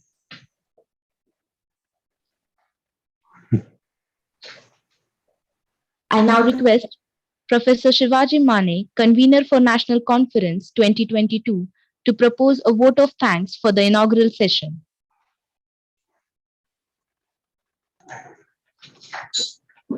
Thank you so much, Ratuja. Good afternoon, one and all. Myself, Professor Shivaji Mane. I'm here to propose a vote of thanks. If you can't fly, run. If you can't run, walk. If you can't walk, crawl. But by all means, keep moving. Well said by Martin Luther King.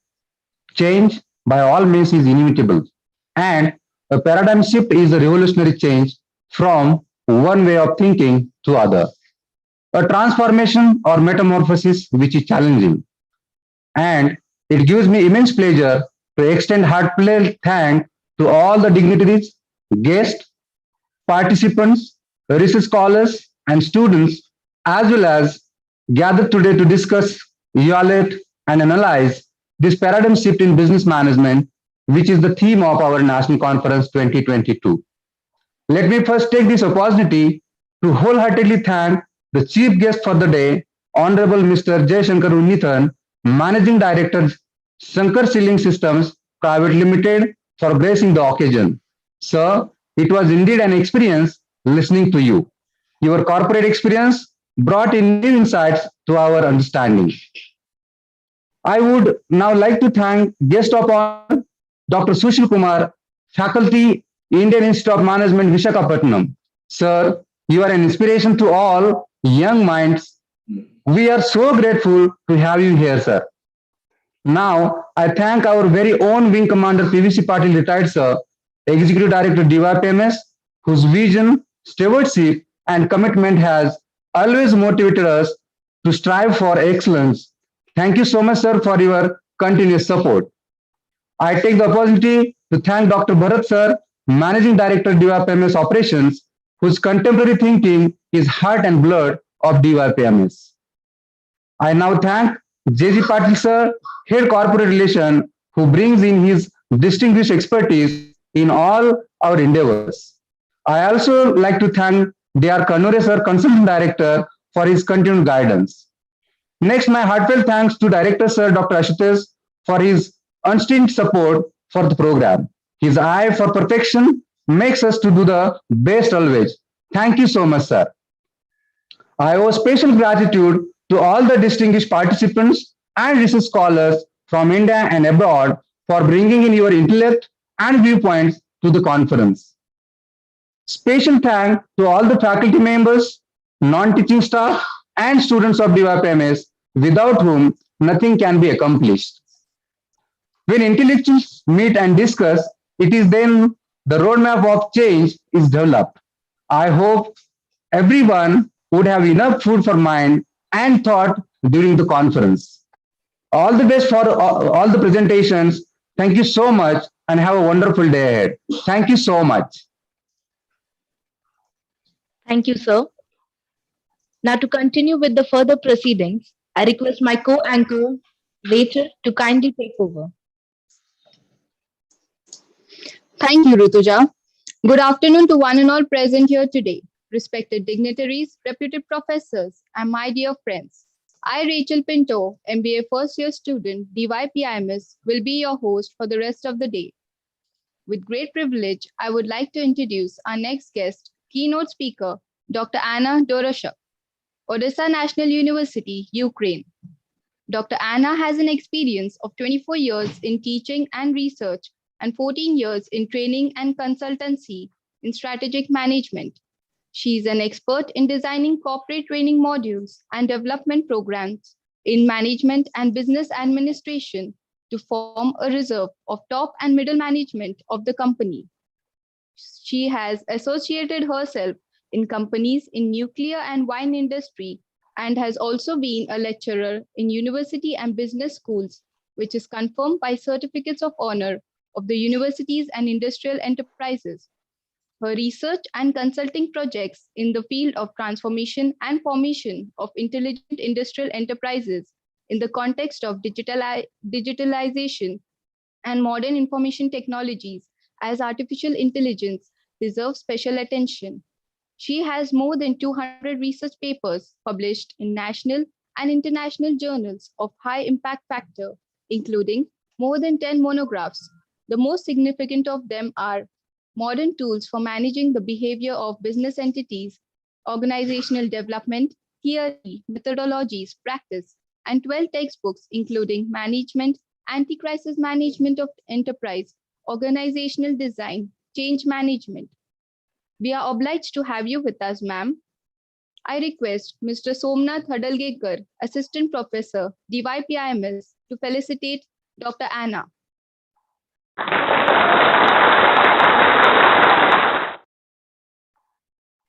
I request Dr. Anna to invigorate us with her talk.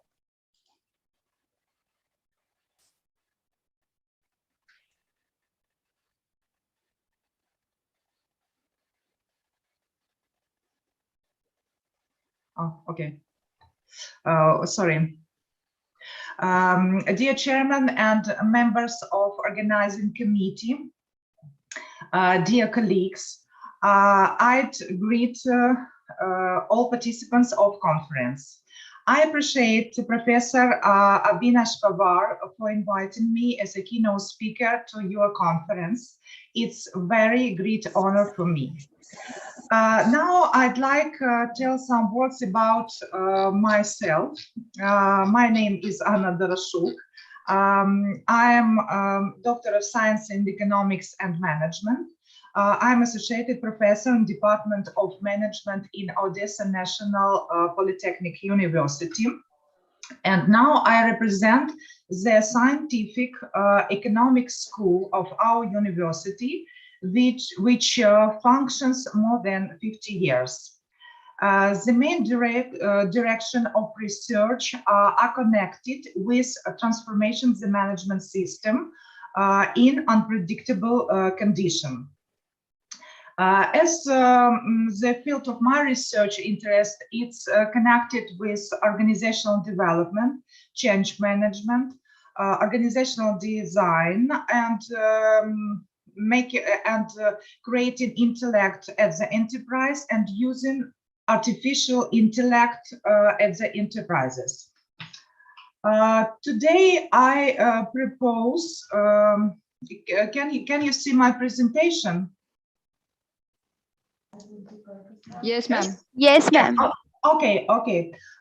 Today, I propose to discuss the topic which connected with transformation traditional enterprises to the intelligent type of enterprises and influence of artificial intelligence on this process in the condition of convergence, intellectualization and digitalization of economy. We use some models some change models which help us to describe our world and choose the best way for our enterprises how to deal with challenges. From 1980, we use the VUCA model: volatility, uncertainty, complexity, and agility. But in 2022, we changed this model, and this model it's not so suitable for our situation. And the climate changes and changes in global system allows to create a new model which describes changes. It's a Banny model, because our world become brittle, anxious, non-linear, and comprehensible. The main goal of my presentation for today is to understand how to develop for enterprise in this world, in this Banny's world, and what the best business strategies can we choose in the condition of convergence, intellectualization, and digitalization of economy. When I think about enterprises in the modern world, I can make a parallel between people in this changing world and enterprises. And it gives me possibility to use the principle of holistic anthropomorphism and use the metaphor organization as an organism to the enterprise in a whole. And it gives me possibility to use special motivation theory to the enterprises. And one of the theory that I use in my research is the theory of motivation, which proposed by Elderfer. Elderfer highlighted three types of need for enterprises, for group of people. The first of them is need of existence that realize as a system of norms and procedures and achieve to the sustainable development and to the economical development. The next need is need in communications, in industrial relationship, in connections, which lead to the technological and innovational development.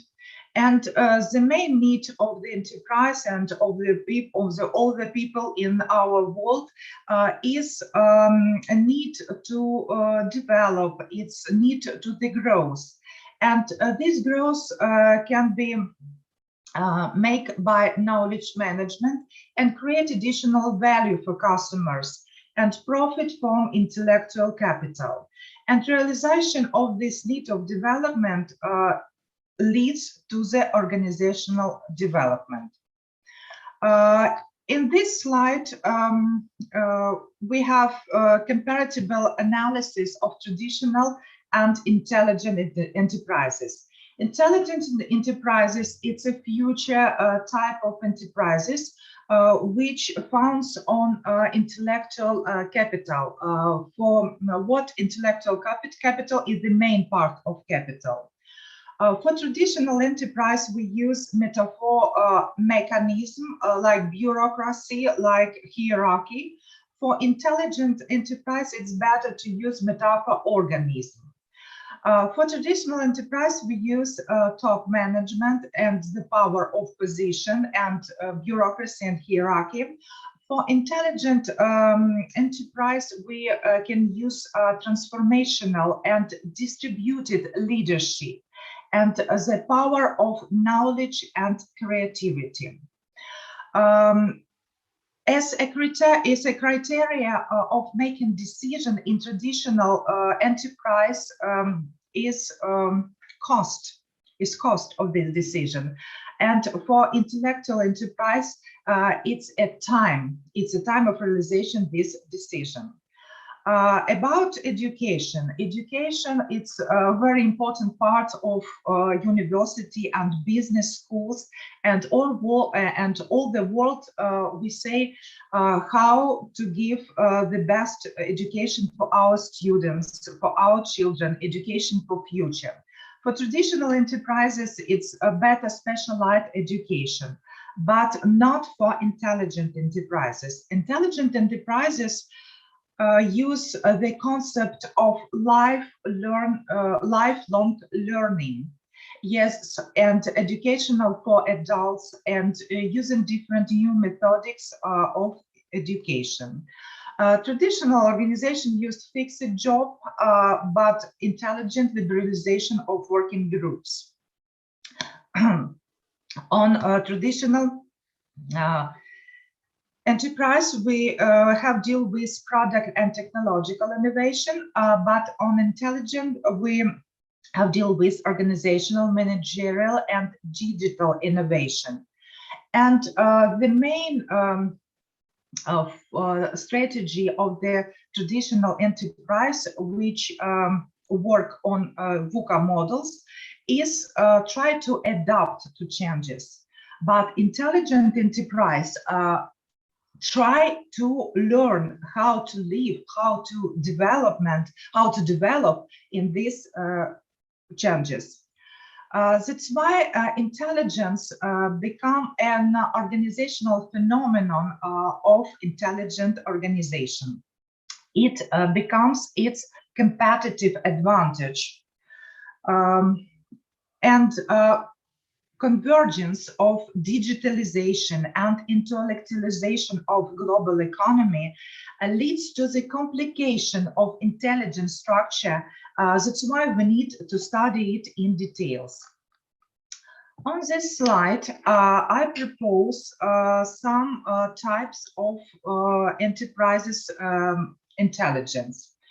For this classification, I use traditional classification of intelligence by Stephen Covey, but he proposed it for a human. I make a parallel between a human and between the enterprise as an organism, and it allows me to propose social intelligence, spiritual intelligence, mental intelligence, emotional intelligence, and physical intelligence for the enterprises.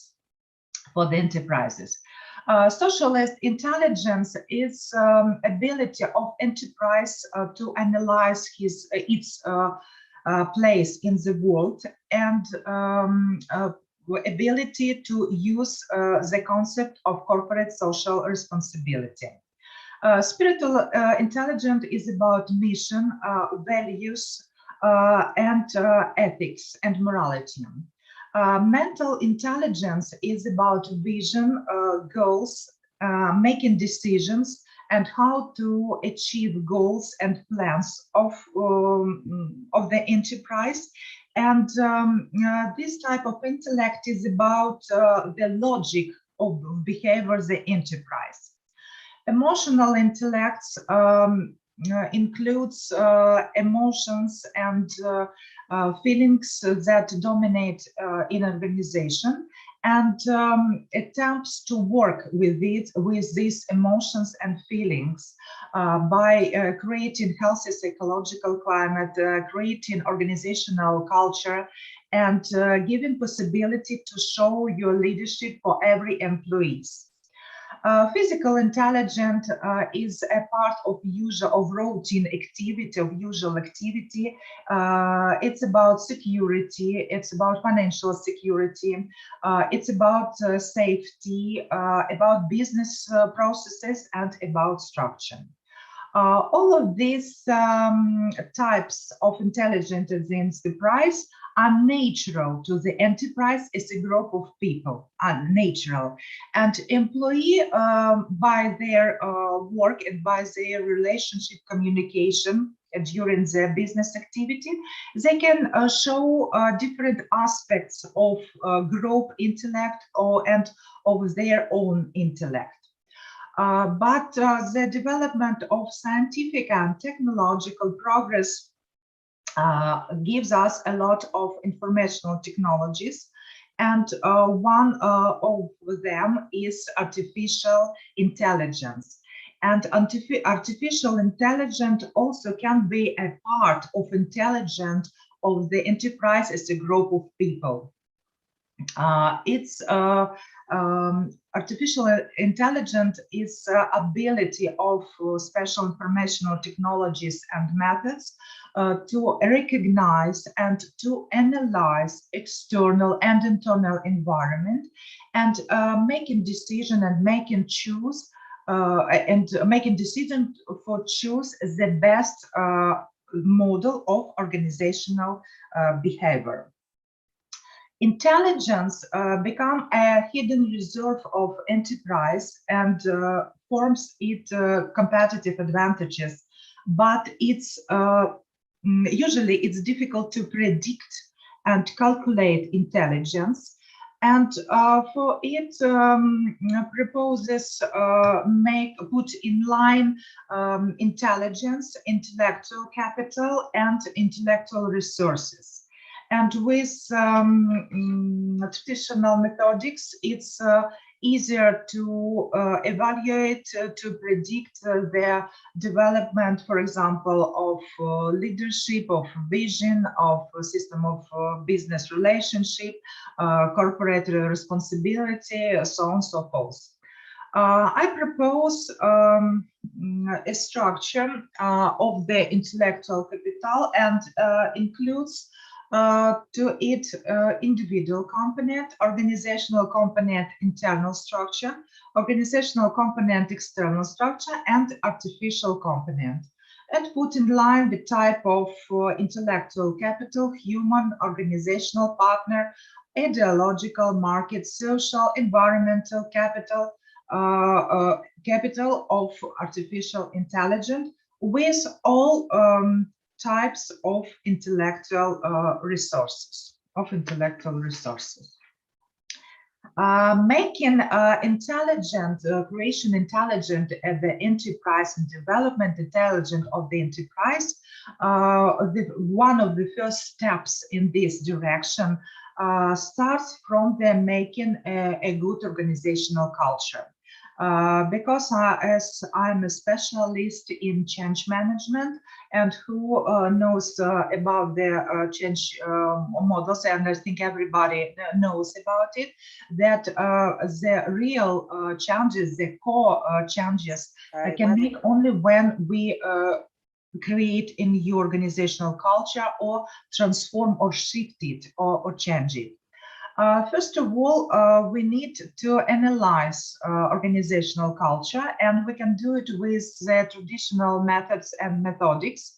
For example, on the left part of the slide, you can see the rational analysis of 3 Ukrainian enterprise by model of Denison.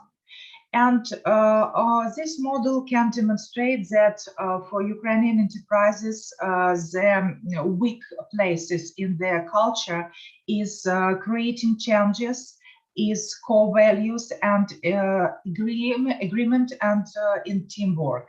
That's why we have to work out on these directions. When I analyze enterprises and analyze their way of organizational development, I like to use the model of spiritual dynamics by Claire Graves. This is a right part of the slide. And I analyze enterprises at nuclear energy in Ukraine, in France, and in United States. And as we can see, in Ukraine, we have so-called blue level of organizational development, with traditional values of professionalism, human resources, social responsibility, knowledge management, and preventing corruption. In France, they have orange level of the development, and they put attention on efficiency, on innovation, technology, and market orientation. And our Ukrainian enterprises, they try to be orange, and now we have a lot of reform in this sector of economy, and try to increase the efficiency of this area, because we have a very strong this sector of economy. And very interesting experience of organizational development in the United States. They have a world company in energy sector, AES, and they 10 years ago they make a managerial experiment on this enterprise. And try to use the principles of holacracy and put the flat organization with a distributed leadership. They have success. It was succeed, but now they don't use this model and return to the orange level. Digitalization of economy makes influence to the organizational culture and make subculture digital organizational culture. Yes, and on this slide we can see how enterprises create this culture. Usually when we start to make a digital culture, a lot of employees, a lot of researchers, they think that the digital organizational culture is only a skills of employees to use informational technology. But now when we have 2 years experience to live online, to work online in universities and enterprises, we can see that digital culture, it's a little bit more than only using the informational technology, because digital culture gives us first of all a customer focus, gives us possibility to work with every customer, not with a group of customers, but with every customer personally. Digital culture proposes a lot of innovations that are flexible, that are very simple, and they give us possibility to make decisions and different activities more fast. Digital culture gives us cooperation and making digital networks, cross-functional groups, efficiency. And I think that thanks to the digital culture and digitalization, now we have a possibility to collaborate with Ukrainian university and your business school. Digital culture gives enterprises transparency. Everybody can see information about their enterprise in the internet. And as for me, as a researcher in field of management, digitalization gives a decentralization for our enterprises. Because as for me, it gives them a lot of possibility to develop. When we talk about the artificial intelligence is a part of intelligence in the enterprise, we also can find a lot of advantages for making organizational culture, and we have some of elements of resistance elements. And I research the implementation of artificial intelligence by one of the Kevin's Kurt Levin's model. I observe driving forces like new models of behavior, new areas of responsibility, better decisions, good teamwork, quality of decisions, team culture changes, confidence and clarity. And restraining forces, natural resistance, lack of understanding, lack of training, fear of total control, etc. Artificial intelligence, despite of the fear of total control, can change the organizational culture and can make a team work and allows to use two approaches to making decision. First of all, by information technology, and the second one by the people. Yes, and when we combine all these approaches, we have a very best decision. Usually artificial intelligence enterprise uses when they want to investigate, to study their customers, to connect with their customers, and we can observe it in our in our smartphone when we look to the networks and see a personal advertisement for us. Also, enterprises and companies which use artificial intelligence use it for creating additional value for customers. The best example of this is the experience of Moderna when they created the vaccine. And scientists from the Sloan's Management School, they make their decision, they may make their research and to catch out the 2.5 times increasing in creating new values in companies which use artificial intelligence. So the main conclusions of my report, the best business strategy in Benny's world is to create different types of intelligence at the enterprise. Intelligence becomes a modern competitive advantage, and artificial intelligence, it's a challenge for enterprises, but a challenge with benefits, with a lot of benefits, and we need to research these benefits. Thank you all for your attention, and here you can see my contacts. I invite you to join me on social and research networks, and also I want to invite everybody to our conferences.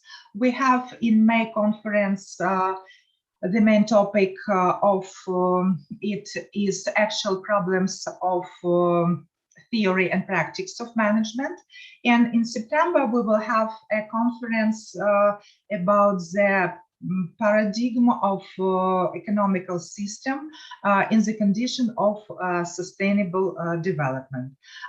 Thank you all of you for invitation, and thank you for attention.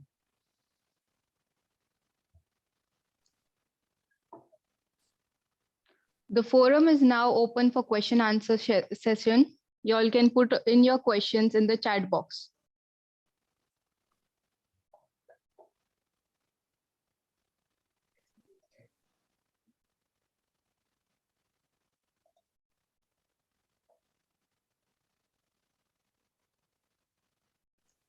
You can either put your questions through the chat box, or you all can even unmute yourself and ask the questions.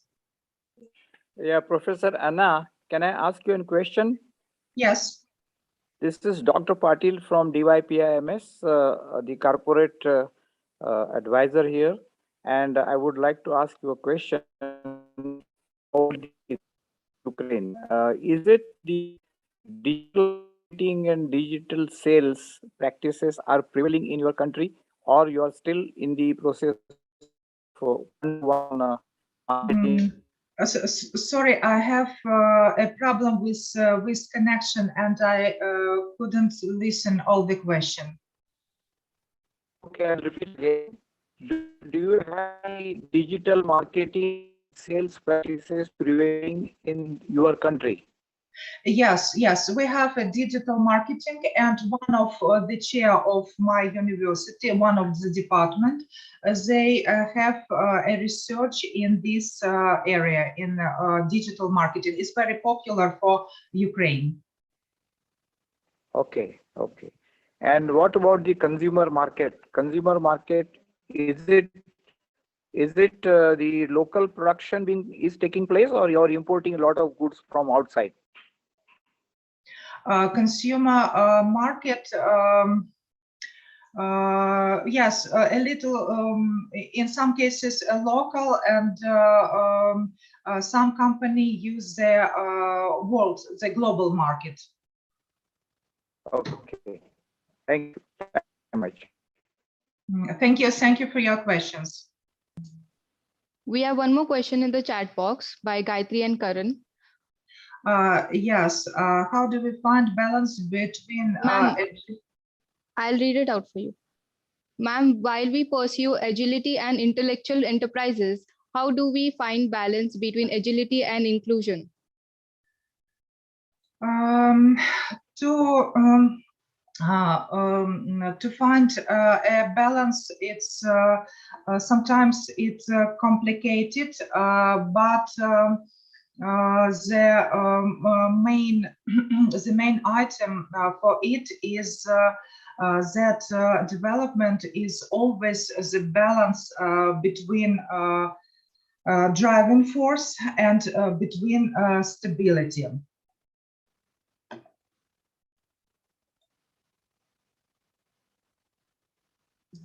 Thank you, ma'am. We have another question from Rugved More. What can be the challenges faced by developing economies in implementing AI? What's the main challenges for economy when we implement it? I think the main challenges in human relationship people with new technology. This is the main, and here is an possibility to layouts, but it can be compensated by creating new jobs for human. Thank you, ma'am.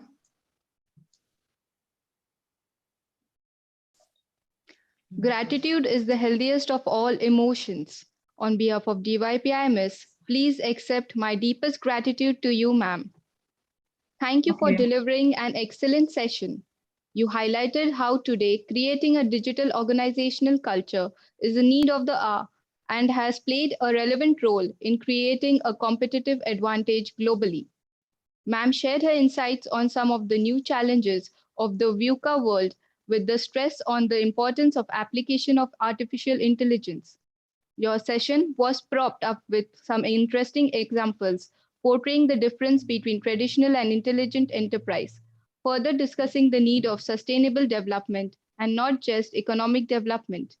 You emphasized on the need of communication enhancement through technological advancement to enrich the industrial relations. Thank you from the bottom of my heart. We now break for lunch. You all are requested to resume at 2 p.m. sharp for the post-lunch session. Okay, thank you. Thank you, ma'am. Thank you.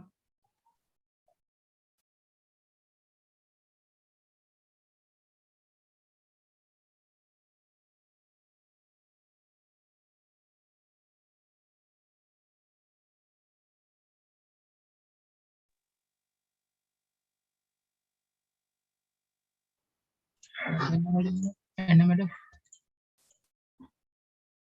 Doru Shuk.